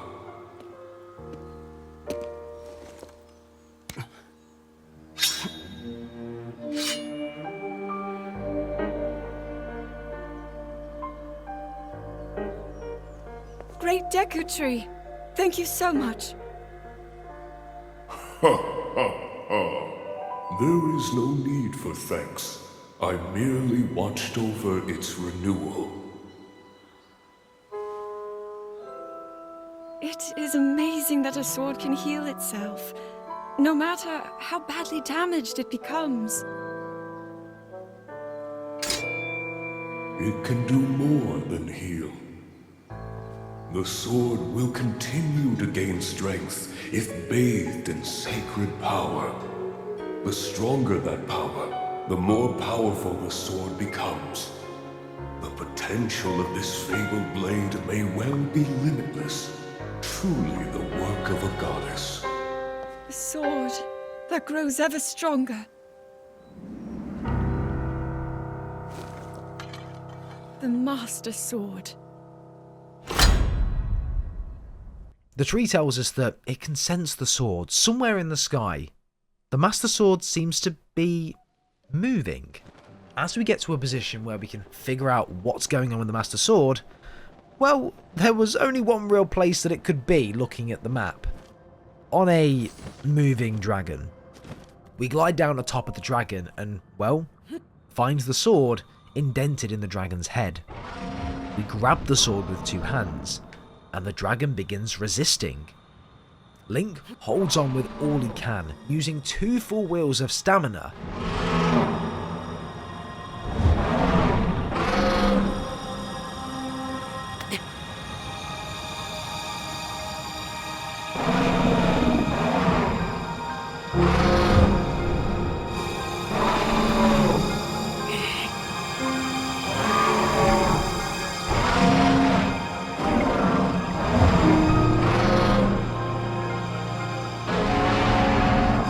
But he finally does it.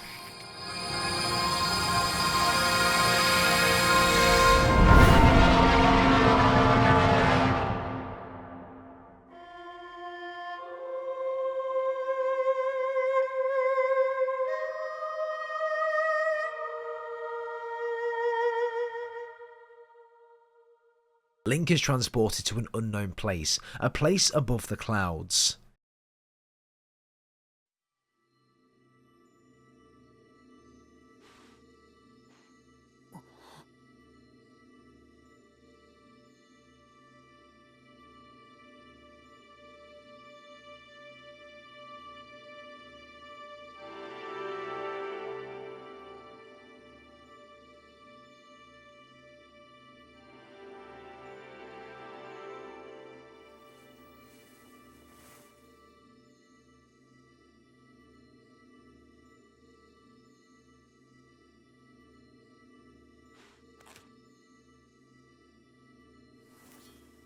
He takes another look at the Master Sword, and finally pulls it free from the mane of the dragon. The sword fully forms, and Link raises it in the air.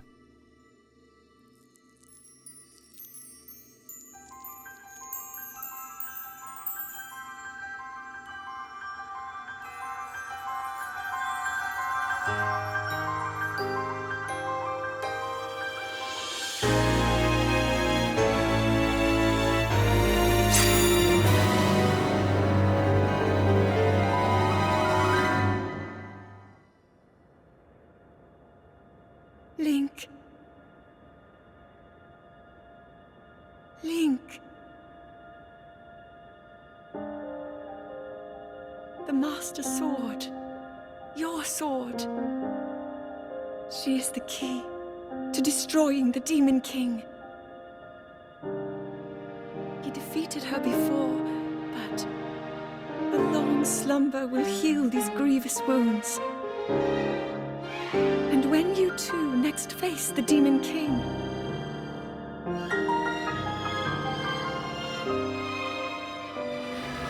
you will have my strength to help you through her. Link, you are our final hope. I pray this sword reaches you in the future.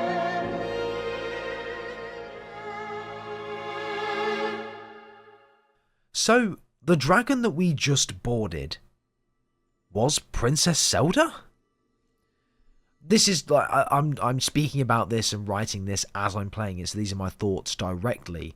But from what it looks like here and what I'm determining, she looked to have used her power to give the sword the power that it needed to defeat the Demon King, but she couldn't do that in the past. She had to do this and fester it over these years, over the thousands of years that it took to get to this point. So what way could she have done that while still being alive to this day and not aging or changing the way she was? Turn into a dragon and sacrifice herself. The princess knew doing this that the dragon would be her final form and she would never become Princess Zelda ever again. Once she turned and is doing this, it will probably kill her at the end. And she's been roaming Hyrule ever since, waiting for Link to take the sword. Wow, that's definitely a twist.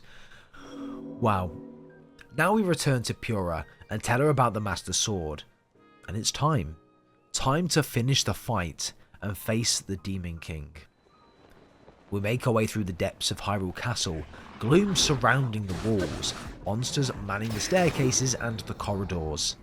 And eventually we make it into the room where us and the Princess Zelda were at the very beginning of the game, but this time we can destroy the rocks in the way of the final hidden mural. We continue to progress through the castle chambers, and we finally reach the chamber.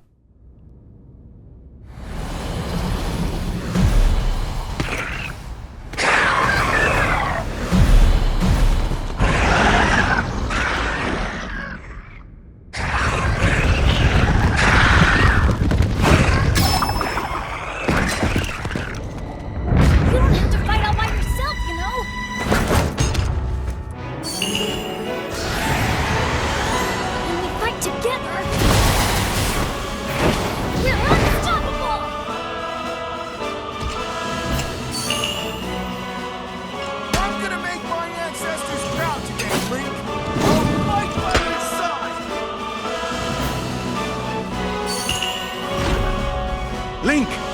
We shall protect Hyrule together!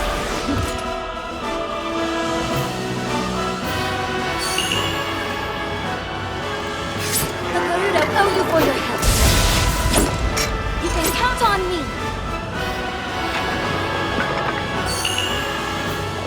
I will atone for my past failure. It is time to stop the Demon King!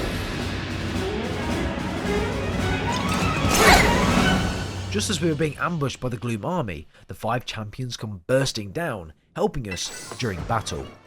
We take out the army and more keep spawning, around 4 waves of them.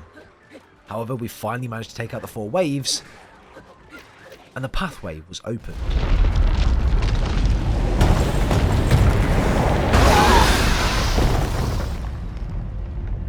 That gloom, it means but one thing. The Demon King is there, huh?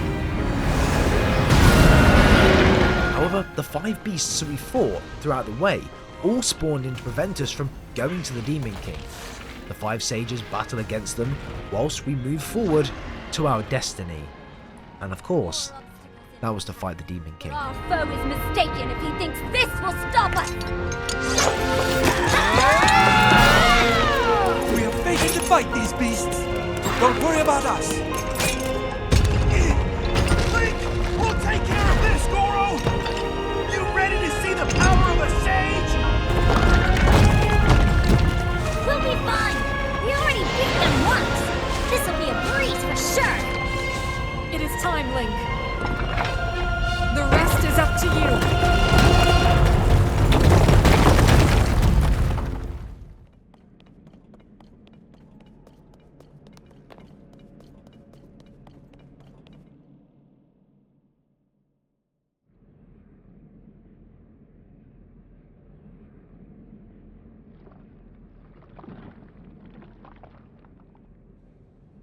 Disappointing. This world should be shrouded in darkness, not bathed in insufferable light. All these weak, peace-loving cowards running rampant. It would have been more satisfying to overcome a worthy foe.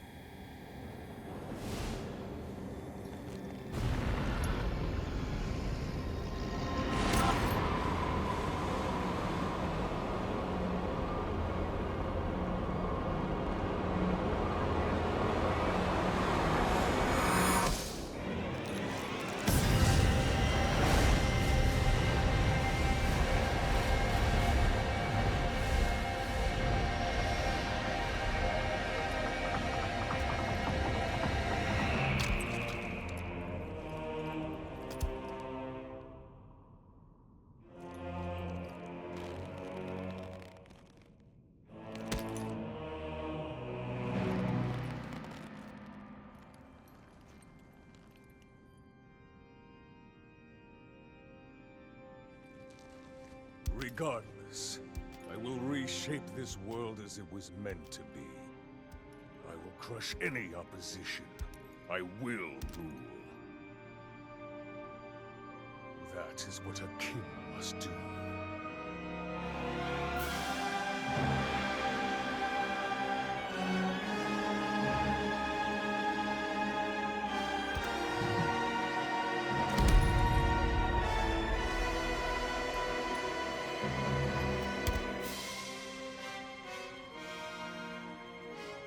Do not look away.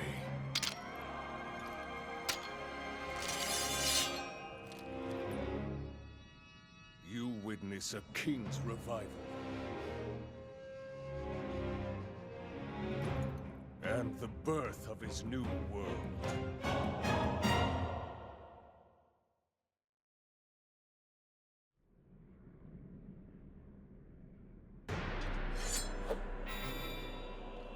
Forgotten the thrill of battle. That feeling as blood surges in my veins. And I am not even nearing the limits of my power.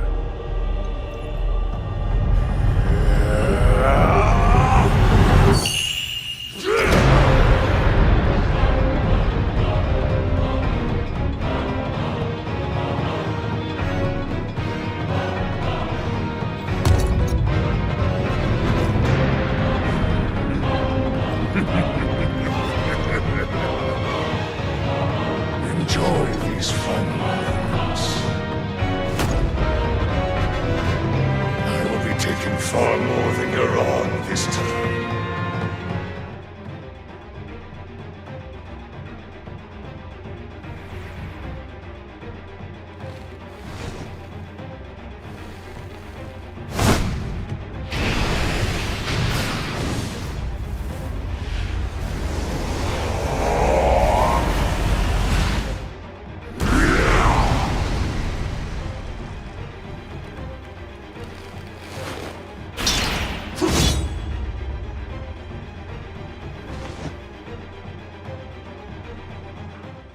We take the Demon King down, and it looks to be over at that point. But it's never going to be that easy. I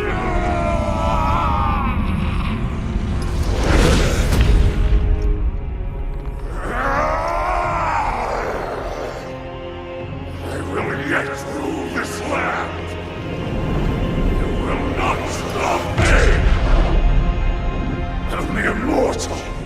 Ganondorf was weak. He couldn't face being beaten by us, a mortal. So he rips off the stone from his forehead and does something really unexpected.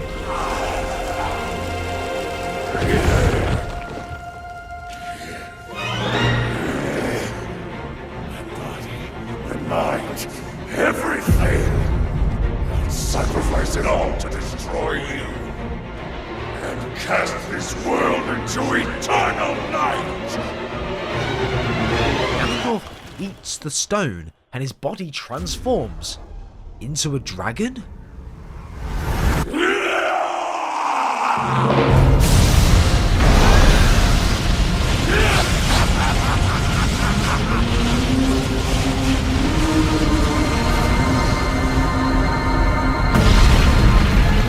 Ganondorf swipes Link up in his dragon jaws and flies out of the depths of Hyrule Castle and into the skies of Hyrule.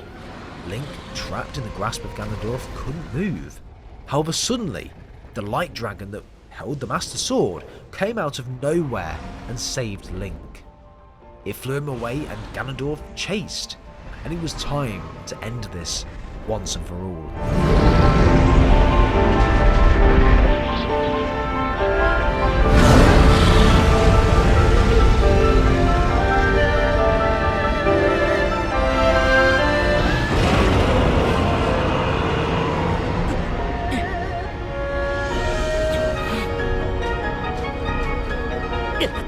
We finally destroy all the crystals at the back of the demon dragon, and Link approaches the final one and destroys the stone for good.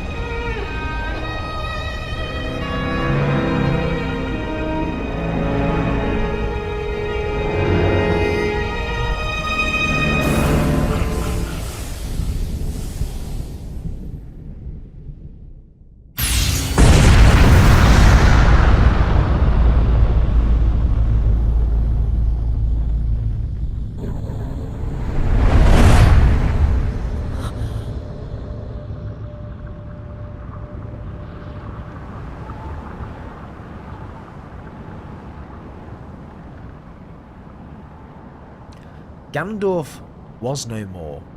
However, we have a lot of unanswered questions. Suddenly, Link's arm begins to glow, and he's transported to another place.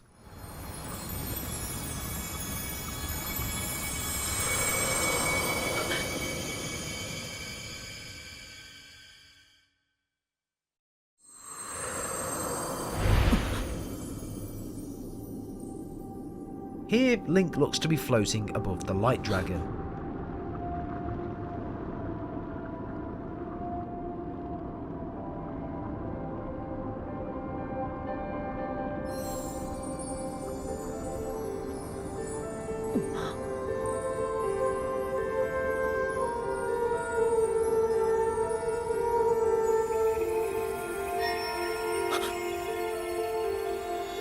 And around him is the Sage of Spirit and Rauru.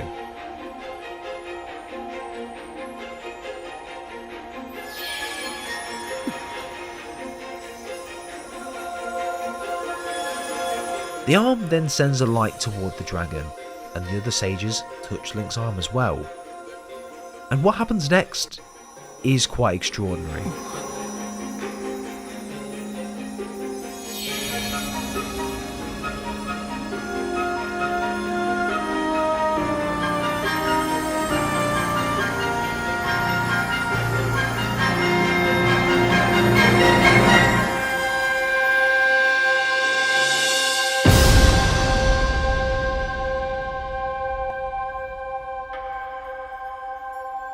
It's Princess Zelda, like we predicted. She was the dragon all of this time. She needed to give the sword power, and to do this she became a dragon, roaming Hyrule for all of this time, allowing the sword to fester and to get the power it needed to take down the Demon King. This was all her plan the whole time. That's why the construct had the Puripad. That's why all of the things that the constructs gave us, all of the things that we've had along the way and the help, has all been in the plan of Princess Zelda this entire time. She's really done good.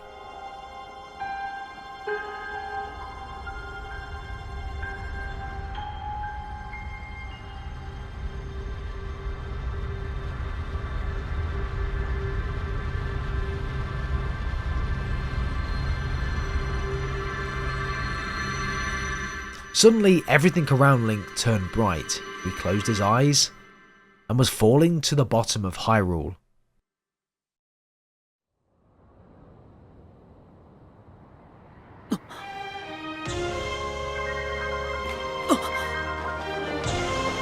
But wait, what is that in the is that Princess Zelda falling from the sky? Link dives down as fast as he could to grab her, and he finally makes it.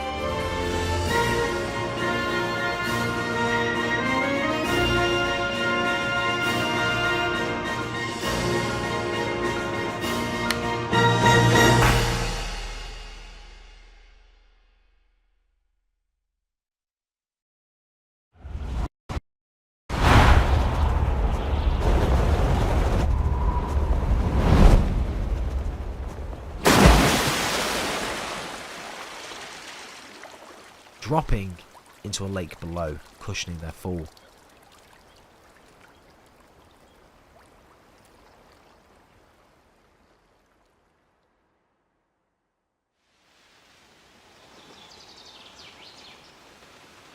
Link carries Princess Zelda out from the lake that cushioned their fall.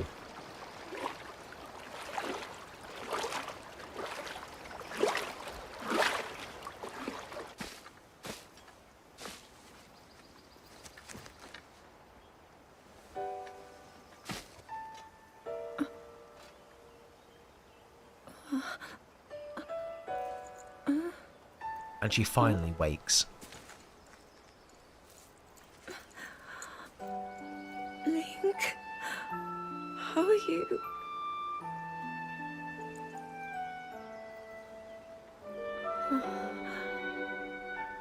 I was...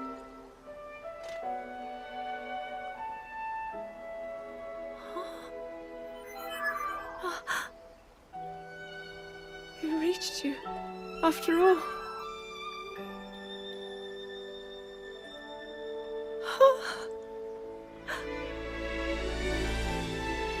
He's gone. The Demon King. I'm not in a dream, right? You did it. Oh, Link, you really did it. But how am I...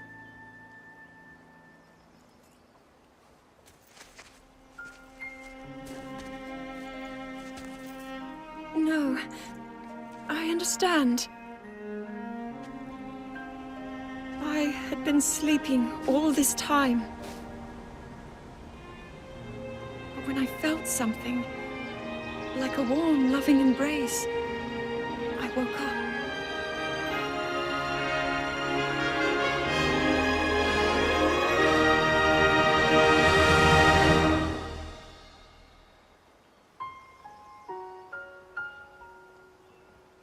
Thank you.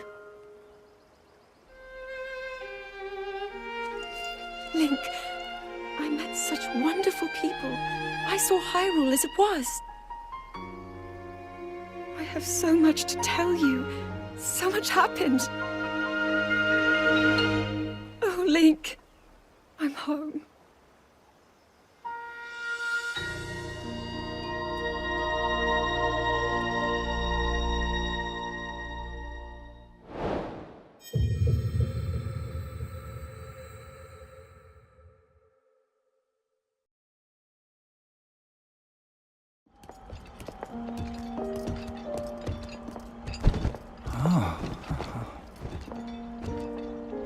I can't believe such an impressive landmass can float in the sky. Just when I thought I'd started to figure the Zonai out.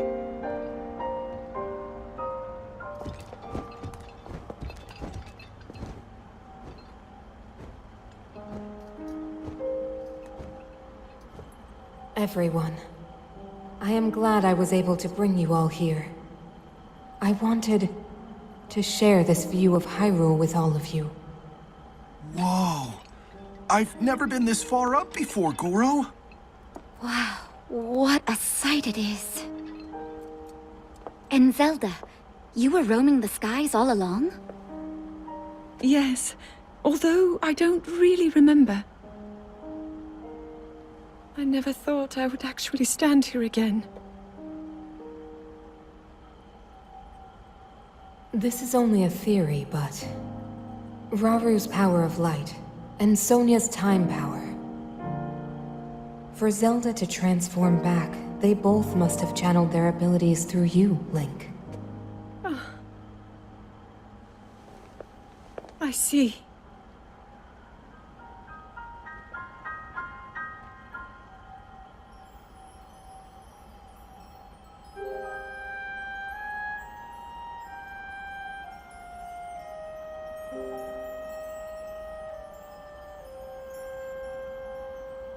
Now it seems it is my time. Minoru! Do not worry. You have overcome the burden my era left to you. You have proven yourself, and you no longer need me. I know I can move on, join Raru and the others, and the world will be safe.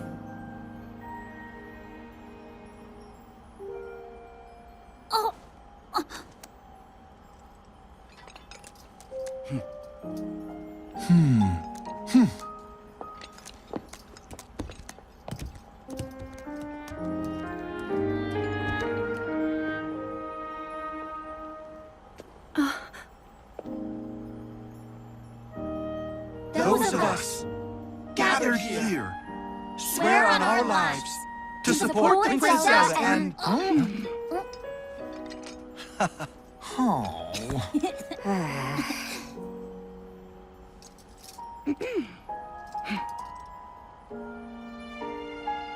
to support Princess Zelda and safeguard the land of Hyrule.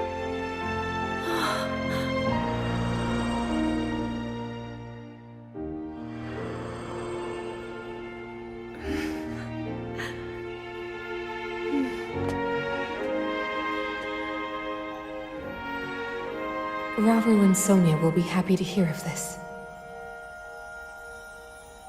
But Minoru... And I'll let them know just how much you care.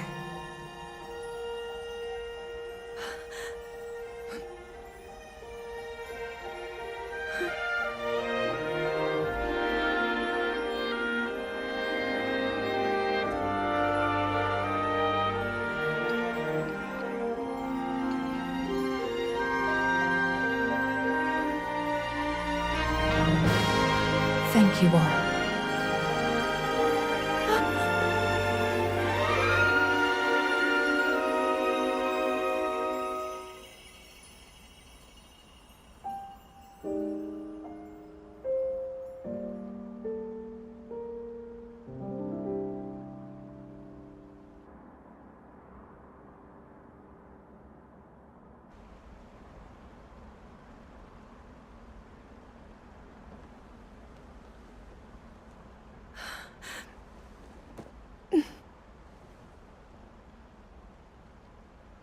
King Raru, Queen Sonia, Minoru.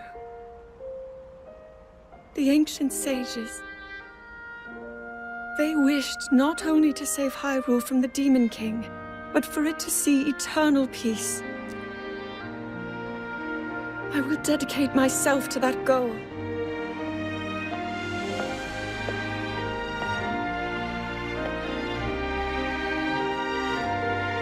Now, and for all time.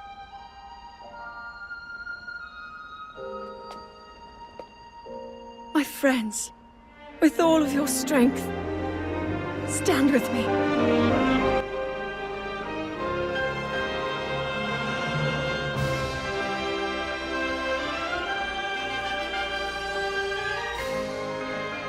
And that was the story of Zelda Tears of the Kingdom.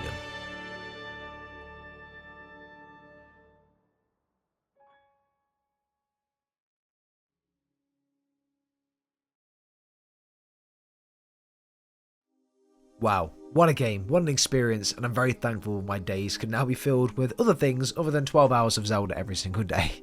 I have got a bit of a cold and a bit under the weather for this video, so I apologise if it's a bit choppy in areas or things like that. Excuse me, it's my voice and me not feeling very well. But if you've made it this far into the video, comment down below. Hyrule shows me that you've got this far into the video, and of course I'll be picking a couple of you lucky people to win a copy of Zelda Tears of the Kingdom as well when the video hits over 1,000 likes. So let me know your thoughts and opinions down below, everyone. It'd be very much appreciated if you could leave a like on today's video.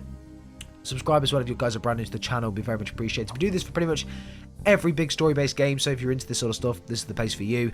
This took about 50 hours to get this video out, so it'd be amazing if you could show your support down below. But I'm gonna get some sleep, man. I've been up for so long. Have a good day, everyone. Speak soon, and take care.